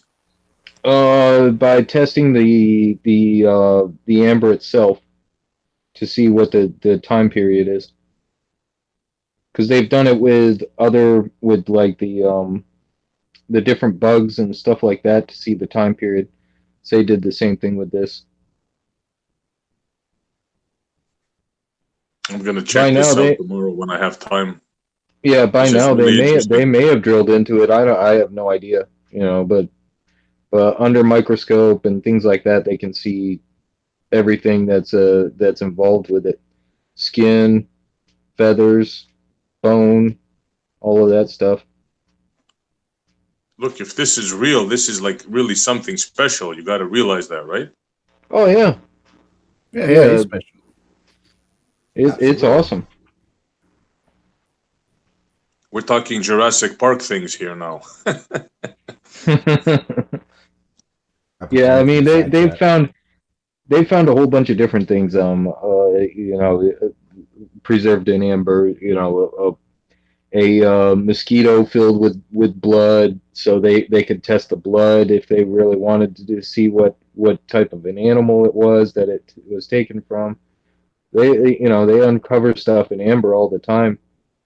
I got to point out a major failing in Jurassic Park, because if that did happen, that T-Rex would have a massive oxygen mask over it. Oh yeah. It would and it would be carrying oxygen tanks just to keep the bloody thing alive, because it would be impossible. But see, that was the other thing is it would be a rasping asthmatic on this planet. But they didn't have all the DNA, so they spliced it with frog DNA. So that could be the possibility where it did change its lungs.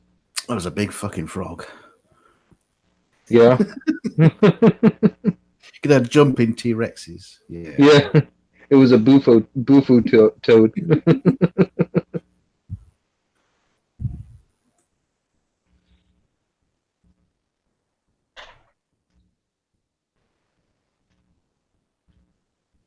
I mean, you got to admit though, if it actually existed, Jurassic Park would be the coolest place on the planet.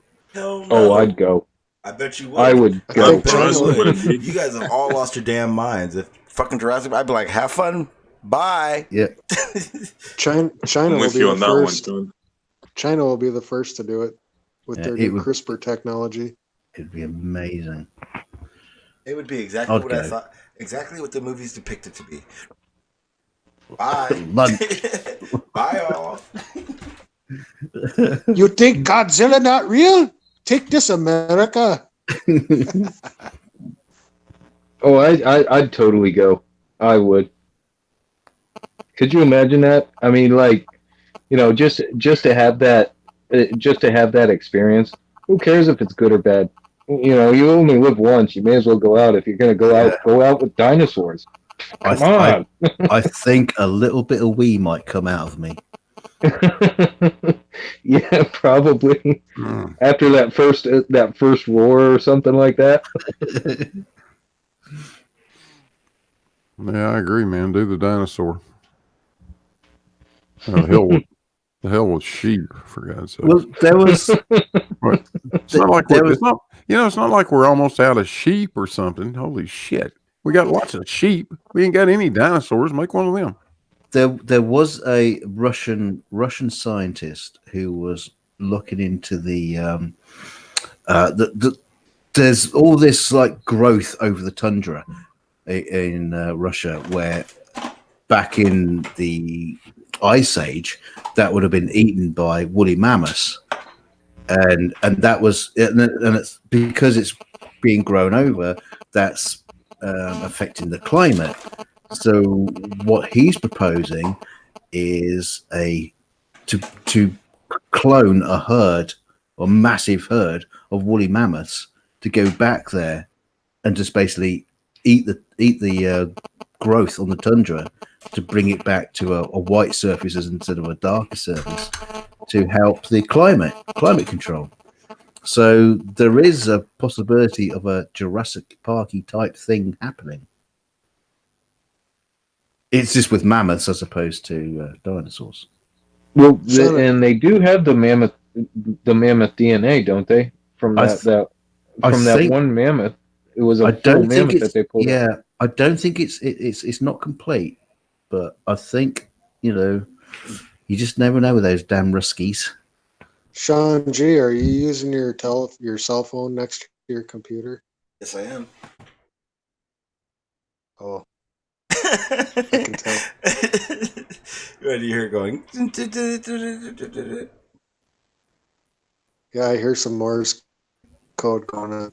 Yeah, I'm shilling it right now. I'm talking to the CIA. He's on Tinder. Grinder. Flat Earth people finder. Phone app. That's what I meant.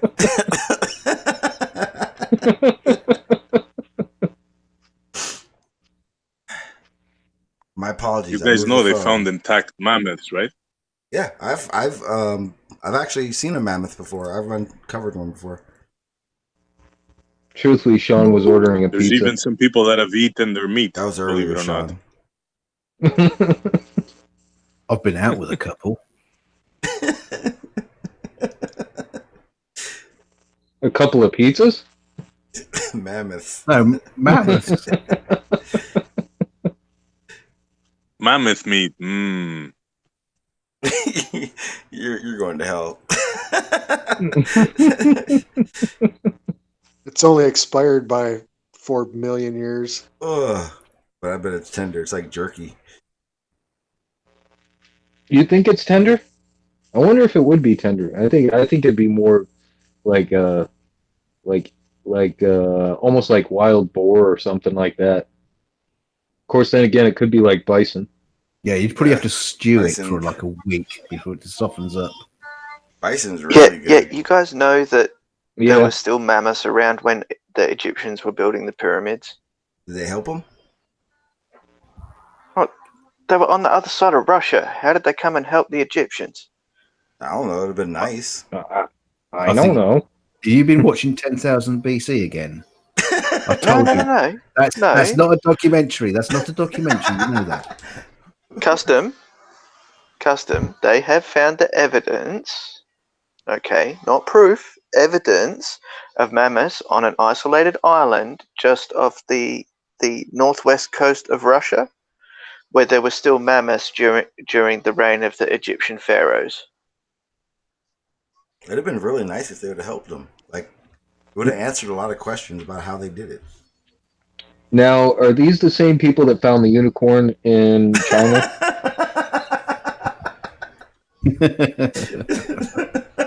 That is a good question. Is your Google broken, Sean? I don't know. I don't know. It's a little different. Tie a knot in What's it. on the other one, huh? Tie a knot in it. Tie a knot in it. Yes, tie a knot in it.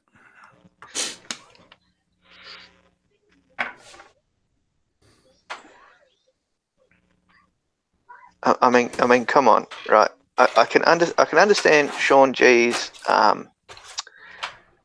tentative look at fossil dinosaur bones, right? Because of all the hoax bullshit that's come around and petrified wood and crap. but you can't deny that they existed. No, you can't. No. We have birds. We have crocodiles. Yep. We have sharks. They are descendants of the animals from that period.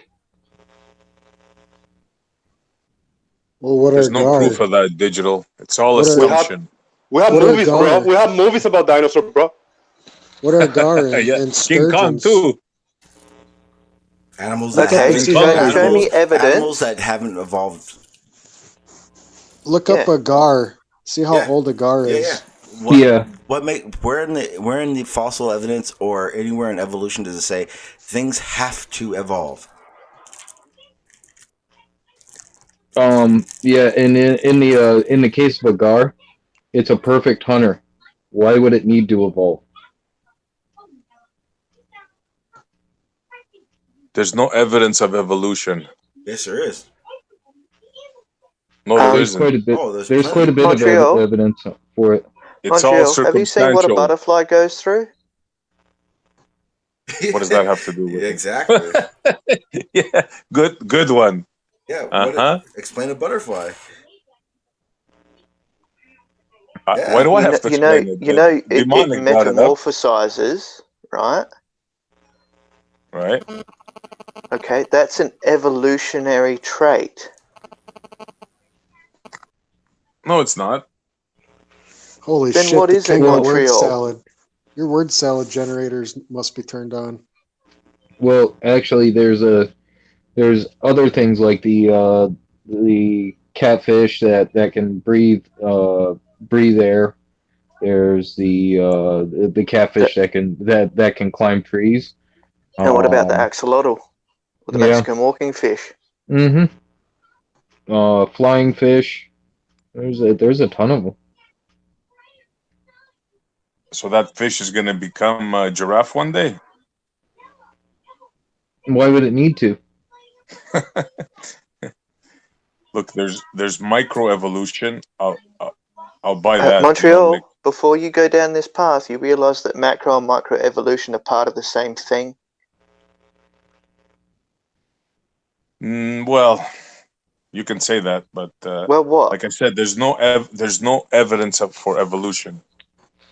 There is which part evidence of microevolution. There's modern day examples of evolution. It's been seen. But see, that's the problem. If there is microevolution, that's evidence of evolution. No, it isn't. I'll But give you an it's example. in the damn name. The birds will use another name then. Maybe Go on, that's the go wrong Travis name. on us. Go Travis or Rumpus on us. Ether Use another band. name for something we already know. Ether band. It's the ether band. Hey, since you already know, then there's no use for me going on. You have all the answers, so Yeah, exactly. talk Because amongst you yourself. have no evidence to the contrary. I need to let this out. There's modern day evidence of evolution. I want to hear about that because I thought evolution take millions of years. Go ahead. Modern day evidence of evolution. Go. With technology, they've been able to speed up the process and/or study it better. The study that I always bring up is of the Italian wall lizard. They've been doing that for over 37 years, and they've actually watched lizards evolve. So let's say in 1 year equals a million years genetically modified. Nope, it's a situation where they isolate the two lizards, and they're able to speed up the process. When they're talking evolution, they're talking over the world. If you're able to basically manipulate the scale of it, you can manipulate the time of it. So if you isolate these lizards and don't let anything else play a factor into other lizards, other species, then you're able to actually speed the process. And what I was saying. What did they evolve into? Did they evolve or did they adapt it? They've observed. They've changed their genetic. It in nature. Their genetic structure changed. Their stomachs, their abdomens, their jawlines, what they ate. They went from being vegetable, like fruits and stuff, to becoming meat, hunting. Their jaw became stronger. Their stomachs, their digestive systems changed completely. Those aren't So adaptations. they adapted due to the environment and the situation they were put on for many years. Okay. Can you make it so your stomach can you make it so your digestive system changes, or how long do you think that would take? I say in a laboratory with advanced technology, maybe 30 years. Okay, well, those lizards that reproduce a lot faster than once a year or twice a year are able to spit out genetic changes faster than what we are able to do as humans. So that's why they. Yeah, but they're still lizards, right, Sean? And even if they are adapting, that is still evolution. That's the whole point. Whoa. Oh, that's adaptation. That's not evolution. It's adaptation. Exactly, Jose. That's adaptation. That's not evolution. They're on Geico commercials. That's the multiple adaptations that coexist in a time period become an evolutionary trait. When you adapt, you're changing a situation. When you evolved, you've changed to adapt to the situation. There's a difference. There's no way that evolution can be observed because it takes millions of years. Even if you advance it in a laboratory, unless you want to scale it up like 1 year equals 1 million years, for example, then you should say it has evidence. An extreme timeline of evolution, yes, takes that long. But evolution in itself, no, it doesn't. They've shown it. What makes evolution actually happens? What makes the time scale for your adaptation? How are you scaling that? Yeah. Oh, I'm not coming up with the theory of evolution. I'm not coming up with that. The people coming with the theory of evolution, they got to explain themselves. We did. Not me. It's explainable. It's been explained. But our race, the human race, every time a set of parents has a child, that child is an evolution of both those parents.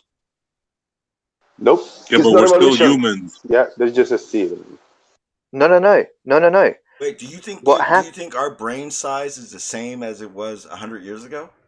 No, because we adapted. Our jaw used to be stronger. Our bones used to be stronger. We used to be smarter because we didn't have everything put in our hands. We used to hunt and all that stuff. We lost all that, and we lost even bone mass. Did we? Because if that were true, Davros, then babies wouldn't be born with deficiencies. It's called mutations. Okay, I was born with a disability, and how dare you disrespect that shit?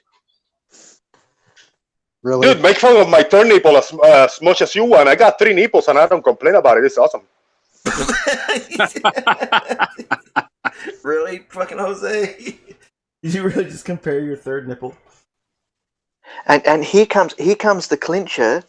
Here's the clincher, asshole. I was born with a disability too, so go fuck yourself. How's that? Yeah, my children were not born with the same disability I had, so they evolved better than I did. Same with my brother's kids. They don't have the same thing he has. So genetics had to do with evolution then, okay? Yes, it has a lot to do with it. That's how we know things don't just become a different species. It doesn't work that way. Well, I haven't seen one species. I haven't seen a species become another one yet, unless it's a theory that is proposed to me and it's telling me this is how it works, but never seen evidence of. How about I give you an example? Just been told about the evidence, but not presented. I'll give you examples. Snakes and lizards. Have you ever seen the what is the evidence? There were only one. What is the evidence? There were only one.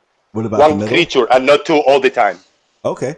There's a reptile called the legless lizard. Check it out.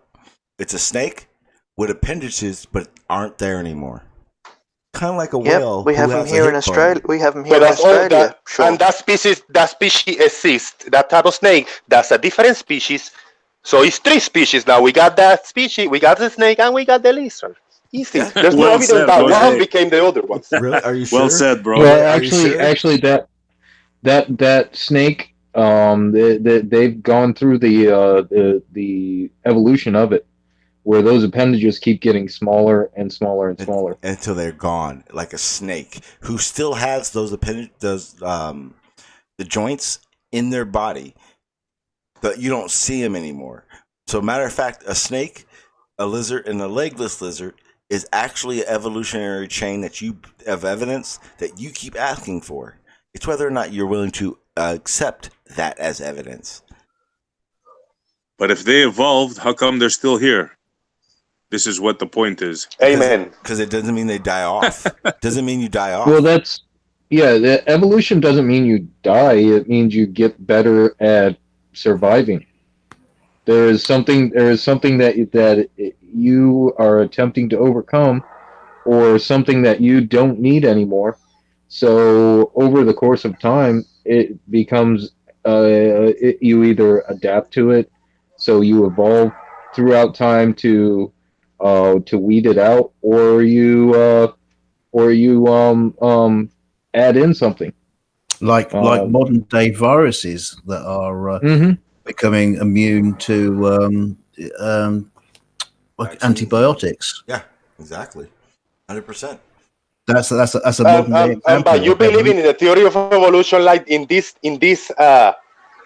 sense, that means that you believe in maybe 20 million years those viruses are going to be walking on with machine guns, probably, if you believe evolution the way you present it. And dancing the samba. That's not how evolution works. That's very creationist of you, Jose. That's exactly what you guys believe, Sean. No, it's That's not. what you guys believe, man. No, it's not. Ask Yes, me. it is. Ask me. Do you believe that's what's going to happen? And I'll say no. I don't believe that's what's going to happen. You don't have to believe it. Your theory believes it. Don't you fucking tell me. Okay, I got a question, and it's not a troll question. Can I have a different example besides this snake, lizard example that Sean gave me? Because I think it was really weak when we got evidence of one creature evolving to another one. That means the creature before. So wait, I haven't finished my point. Hang on, DK. I haven't finished my point. Hang on, DK. I have a question. There Can you show me? Okay, I never finished my point, but okay. Show me example of an elephant, a snake, a giraffe, and a killer whale. I want you to show me fossil records of those millions and millions and millions of years ago, since you believe that one species of animal cannot change and it's only that species forever. So where does the giraffe come I'll from? show you that evidence after I finish my previous point, because you cut in between. All right, so I want to see a little stronger evidence than this snake and lizard that Sean presented me, because to me personally it was weak. Now, what I want to see is creature A became creature B, and now creature A is gone because it became creature B. I don't want to see A and B, and I want to see evidence on the timeline. How do you determine this? No, because that's not how evolution works. A does not always die off, and it doesn't mean A cannot reproduce A. It doesn't mean that. What you're saying is completely false. Nothing in evolution says that because a genome went in one direction and one went another one, that the other one, the A one, has to die before that can become a different species. It doesn't work that way. The same way a jackass can't have an offspring, but it's a horse and a donkey or whatever. Like, it's the same thing. That means there was a bunch of apes, a bunch of monkeys, and then one of them had a little bit of a no disease, a little bit of something inside, a different setup, right? And then they had a baby, and the baby was slightly different, and then that baby get another babies, and they mutated into another creature. So it doesn't have to be evolved. They mutated because they had a different cells and different setup in their DNA or some shit like that. It doesn't have to be evolution, bro. That is evolution. That's evolution. That's evolution right there. That is not evolution. Yes, it is. Matter of fact, you just gave your own explanation. That's some kind of a mutation, metamorphosis. Not metamorphosis, but it's a mutation. Adaptation and mutation. It's not evolution. But Jose, if in your example, in that mutation, it went from that one animal that had that mutation and then created an entirely different species. That's evolution. Exactly. You have no evidence of that. Show us a fish becoming a dog. Show me that chain. Then you win, Maxwell. I mean, sorry, Sean. You can't do it, Can man. You know anyone tell me what happens to a Mexican walking fish when it comes onto land? Yeah, bird can. flies up, flies by, and sweeps it up and eats it. Have you heard of a salamander before? Nah, it just finds a job with a roofing contractor. That's all. Yeah, a good one, Blue.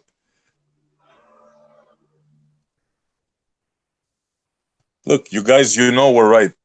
You know me and Jose are right on this one. There's no evidence of evolution. There is Period. plenty. I've shown you evidence. Whether you think it's good enough is on you, but I have shown evidence. There's a modern day example. Evolution requires millions of years for one creature to become another. Humanity, as today, haven't lived millions of years. No. Jose. There's a modern day example of evolution where moths have evolved to have darker wings to live in sootier environments. That was adaptation. Nope, it's not adaptation because it's genetic. It's not adaptation. Change. It's genetic change. They don't like go. Oh, I need to make darker wings, so I'll just spray my wings. Jose, it's environmental adaptation. You go somewhere colder. Yes, a mutation. You put a jacket on. That's adaptation. You light a fire. That's adaptation. Your grandkids have more hair and thicker blood. That's evolution.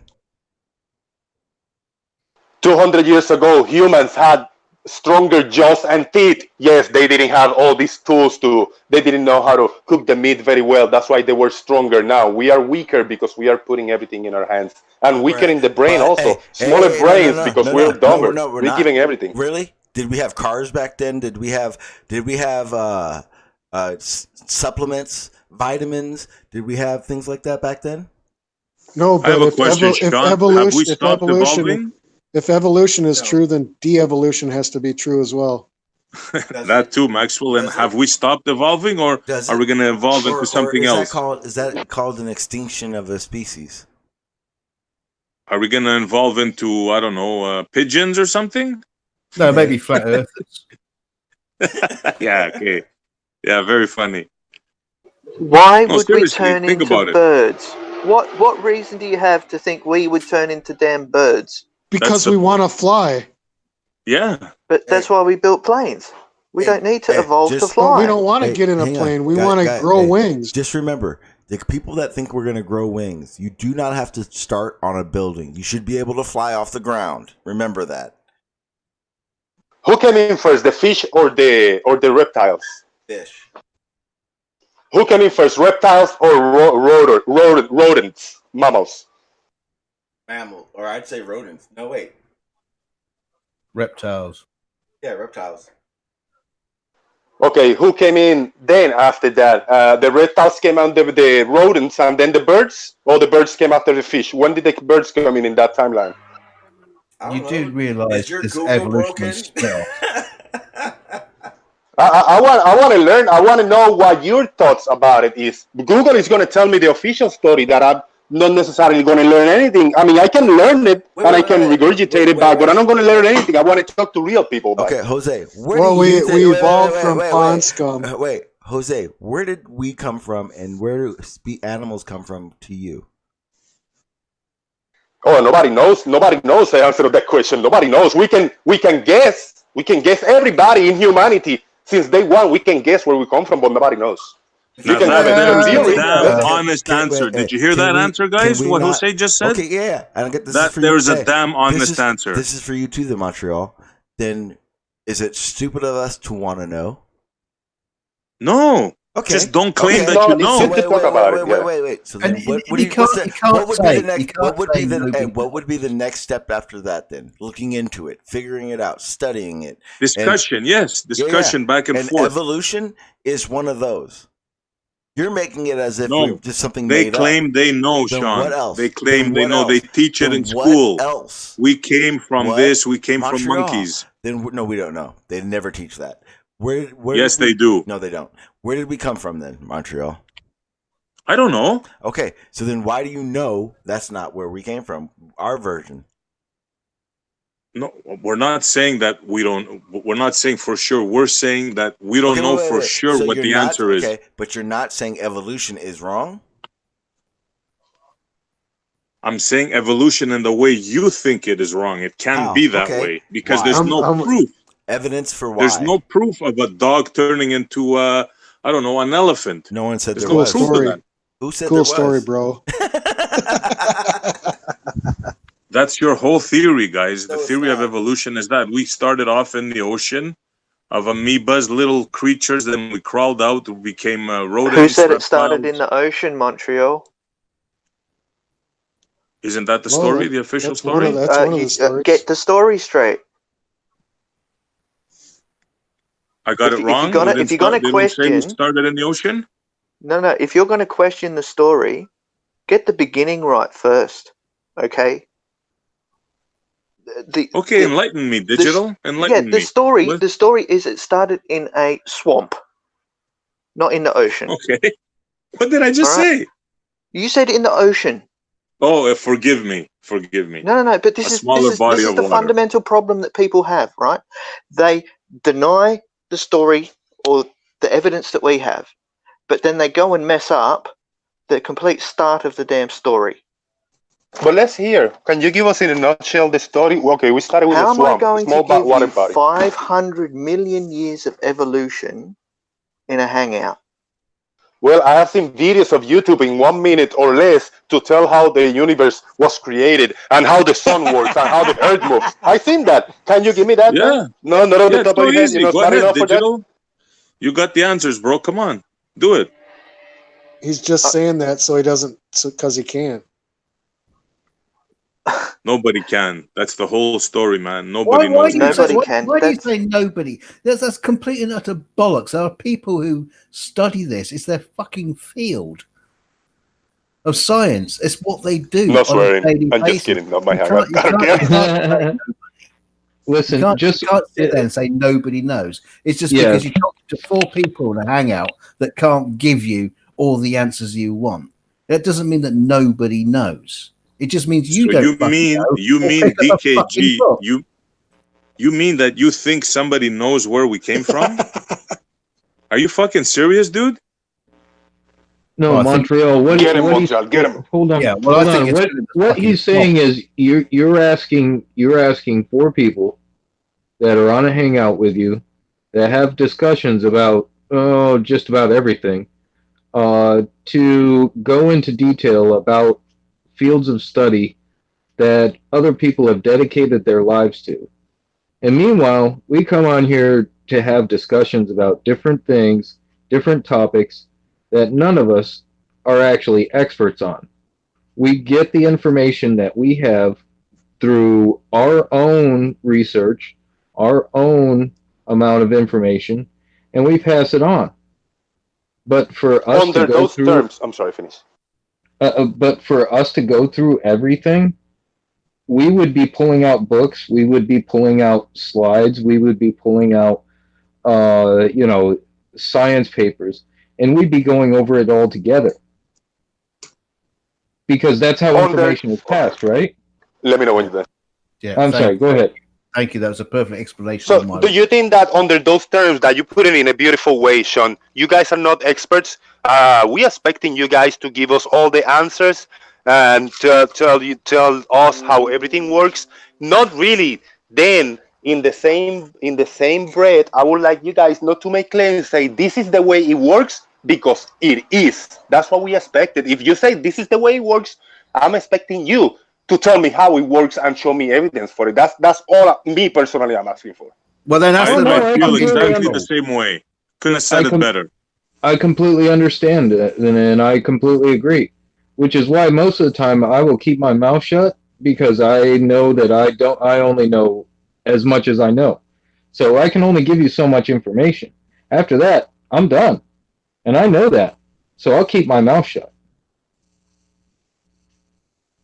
Do you understand what I'm saying? Yeah, and I'm that's the best time to take. Yeah, I'm just going to stay on mute because we try to pass on the information that we know about stuff and then you're just going to fucking piss on it. So fuck off. So you know about stuff that I want to know, and you don't want to teach us. The hundreds of people watching in the next days on YouTube. Okay, good on you. But Jose, this is the thing, right?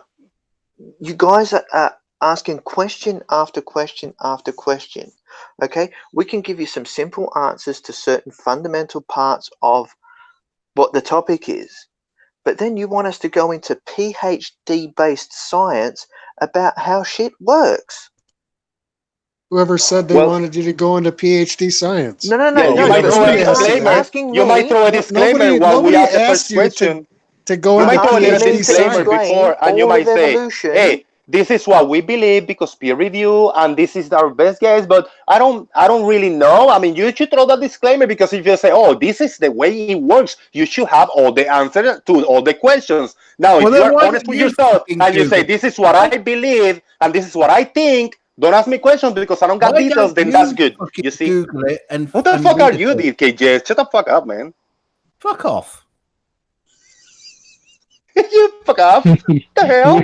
You guys are hilarious. No, seriously though. I mean, we can discuss whatever we want. But I shall understand where I'm coming from. I think the one person that understands is Sean. Know where I'm coming from. I'm Sharon now. Go ahead, man. Apparently, Davros thinks that anything beyond pond scum's PhD science. And no, hold on, Maxwell. Hold on. Now, once we get to a certain point in the discussion, I mean, we all have to do our own research. We can't all be experts on everything. So, if we have to do research on it, I think the more information that we pass on, wouldn't you say, well, thanks for the information. Maybe I can look this up. Maybe I can look through this part or something like that. But instead, it's more questions and more questions, which is fine. I mean, but like I said, I'll take you as far as I can, and then after that, I'm done. Yeah, but I bet it's not questions. It's not questions. You guys think we just rolled off a truck? We looked at this stuff before.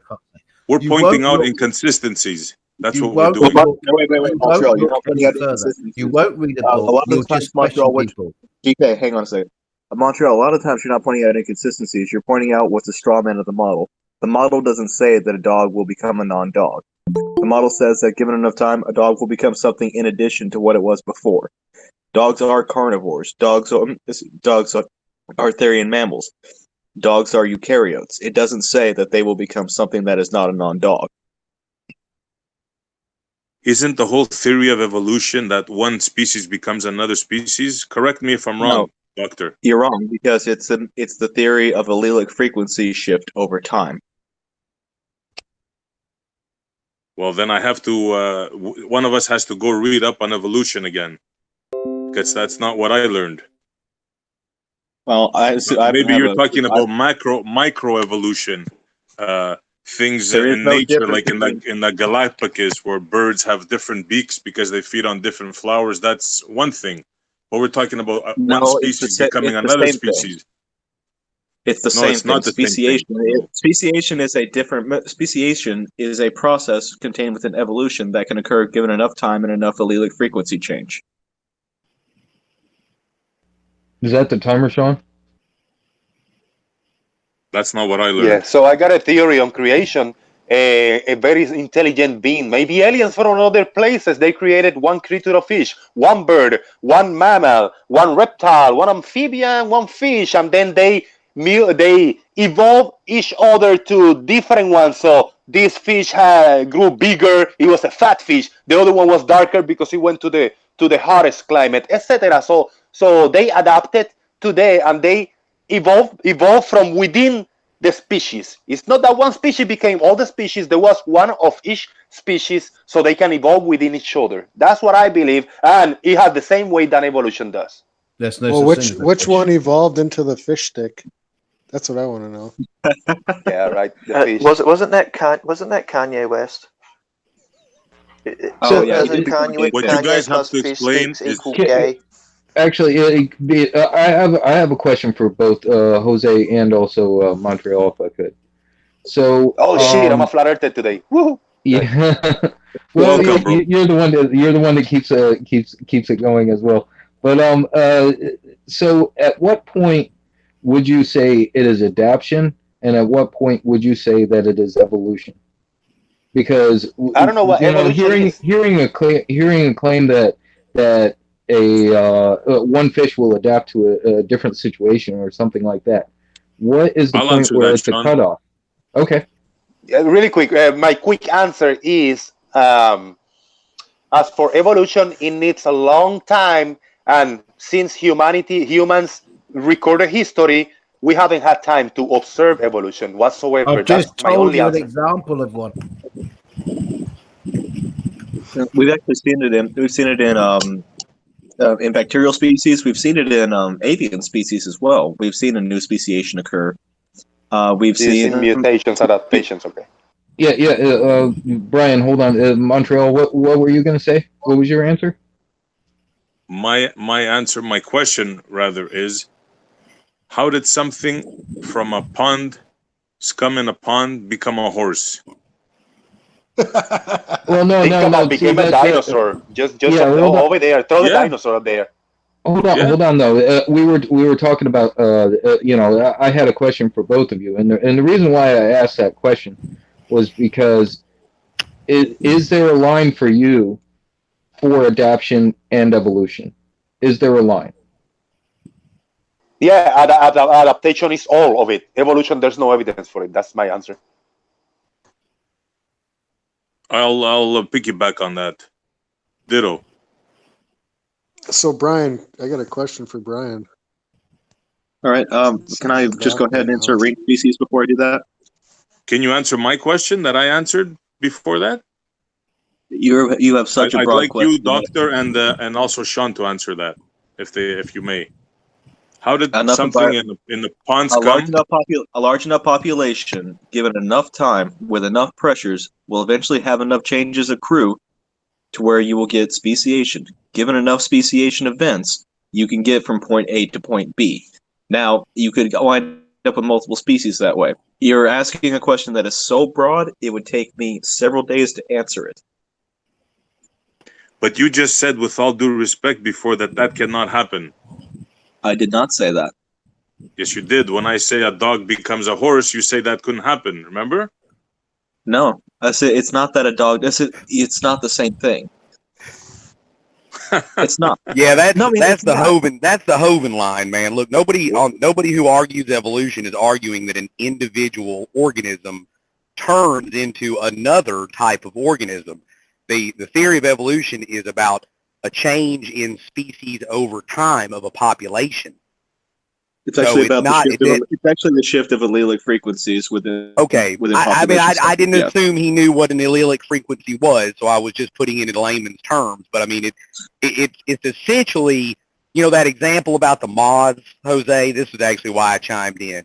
You mentioned mutation. You mentioned mutation. Okay, in just about any population of those moths before the Industrial Revolution, there were catalogs that showed that a very small percentage of that species were dark gray and black.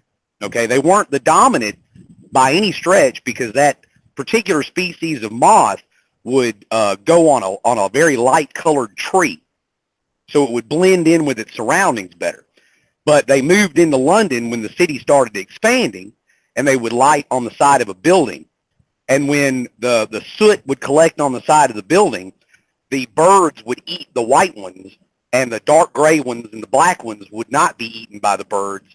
And so they got to have babies. And so they outcompeted the rest of their species, and that's why their species changed over time. Does that make sense? I agree with that. Same with humans. Same happened with humans. If you go live in a very hot place, brother. I mean, that's evolution in a nutshell. I don't know what else to tell you. There's also evidence of humans creating changes in evolution with the samurai crabs. There's absolutely no record So where's the evidence that humans came from a different species, like monkeys, for example? Where's the evidence? If since humankind we have human beings that are born with tails. Humans all the time. We have human beings that are born with tails, Jose. I mean, there are people that are born three nipples. today I'm with born with tails. 3 nipples. I seen Well, people you with 6 are a toes. witch, and Those I are think we should mutations, burn bro. you with all due respect. Those But are I mean, you mutations, know, bro. Do you get urges of if you have swinging 3 in a nipples, tree, I'm pretty Jose? sure you're a witch. But you know, All right, guys. I love it. When you look at Love trees, you, Jose, man. do you I love you, get urges Nene, of bro. swinging? Guys, I've never Love officially it. heard that before. I officially said, you have 3 nipples. I said, with all due respect, we should burn you at the stake. I'm just from a conservative Christian standpoint. I'm just saying. I've read the Maleficarium. I know these things. You know, if you got 6 fingers or 3 nipples, we got to burn you, man. It's Well, yeah, for your own good. just want to point out that one of my balls is bigger than the other 2. Which do you weigh as much as a duck? One of the my pressing balls is question. bigger than the other 2. Is that what I just heard? I think that's what I heard too.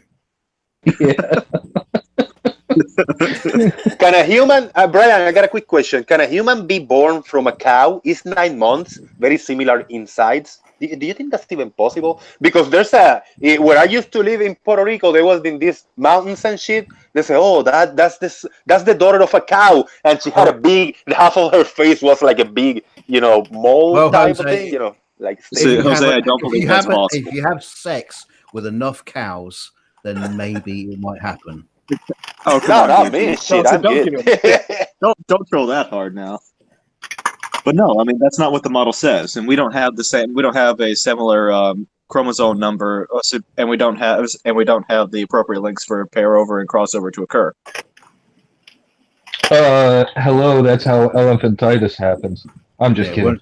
Hello, it won't you stop guys him seen trying. You guys haven't seen Ace Ventura? A rhino You mean gave birth to him. Yep. Oh, that's such a it's a funny movie, but it's such a bad movie.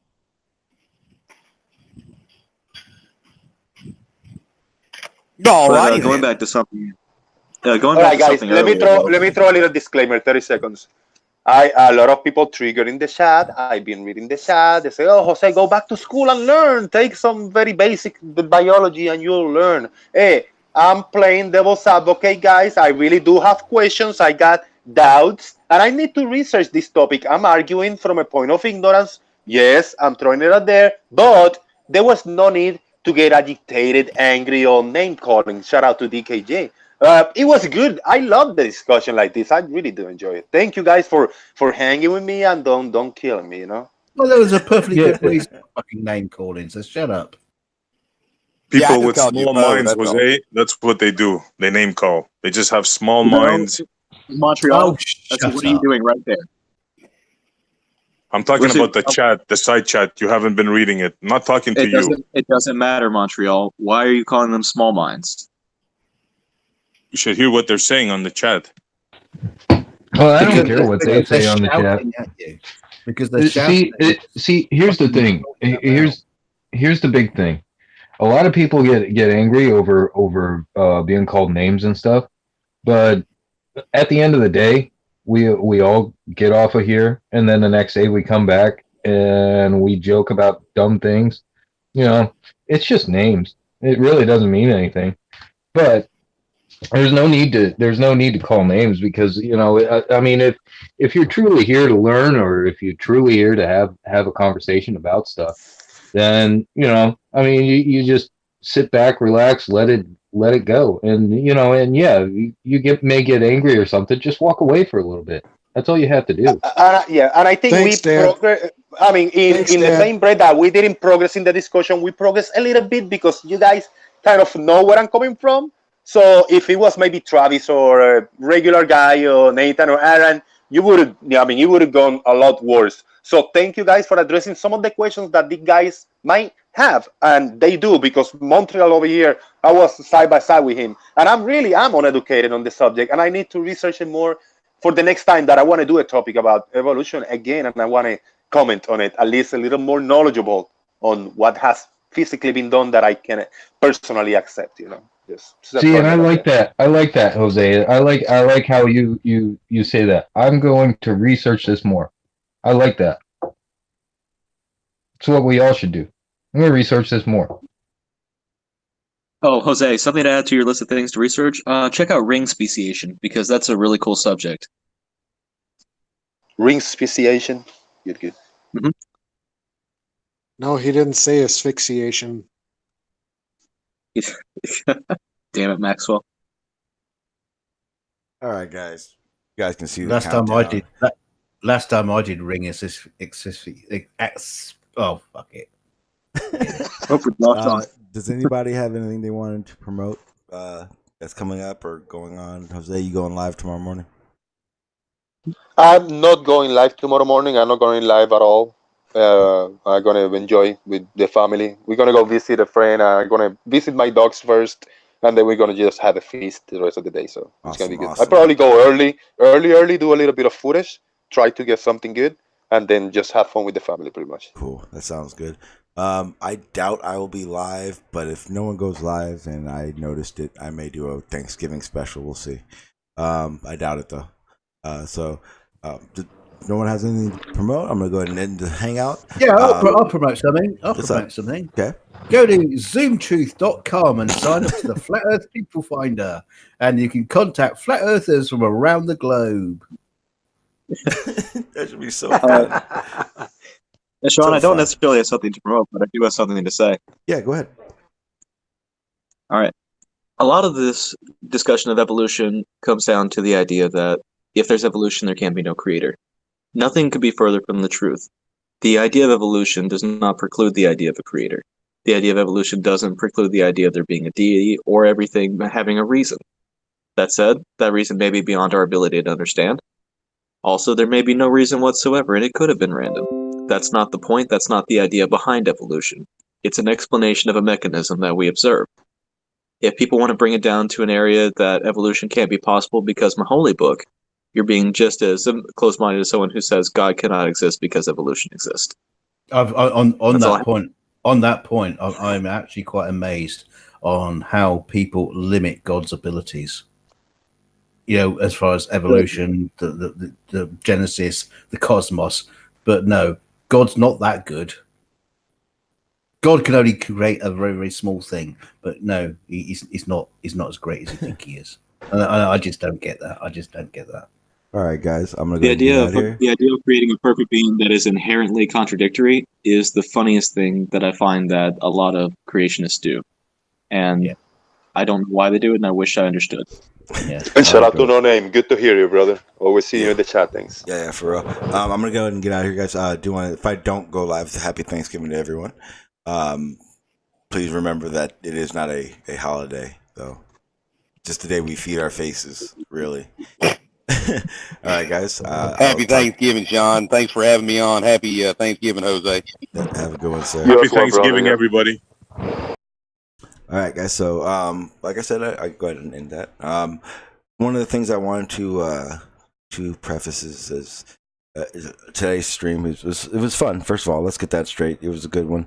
I did come to the conclusion of how I want to start running these things, and it's official. It's going to be the hangout. I like doing the topics, but at the same time, topics aren't that necessary all the time. So, look for that to be more of a where we are in this, the hangouts thing. I really enjoy it, and I hope you guys do as well. It's kind of where I thought it would end up leading to, and I hope you guys agree. I hope you guys want this to be the place so you can just hang out and bullshit and topics galore. So that's where I'm headed towards, and what it's gonna be. I hope you'll stay with me.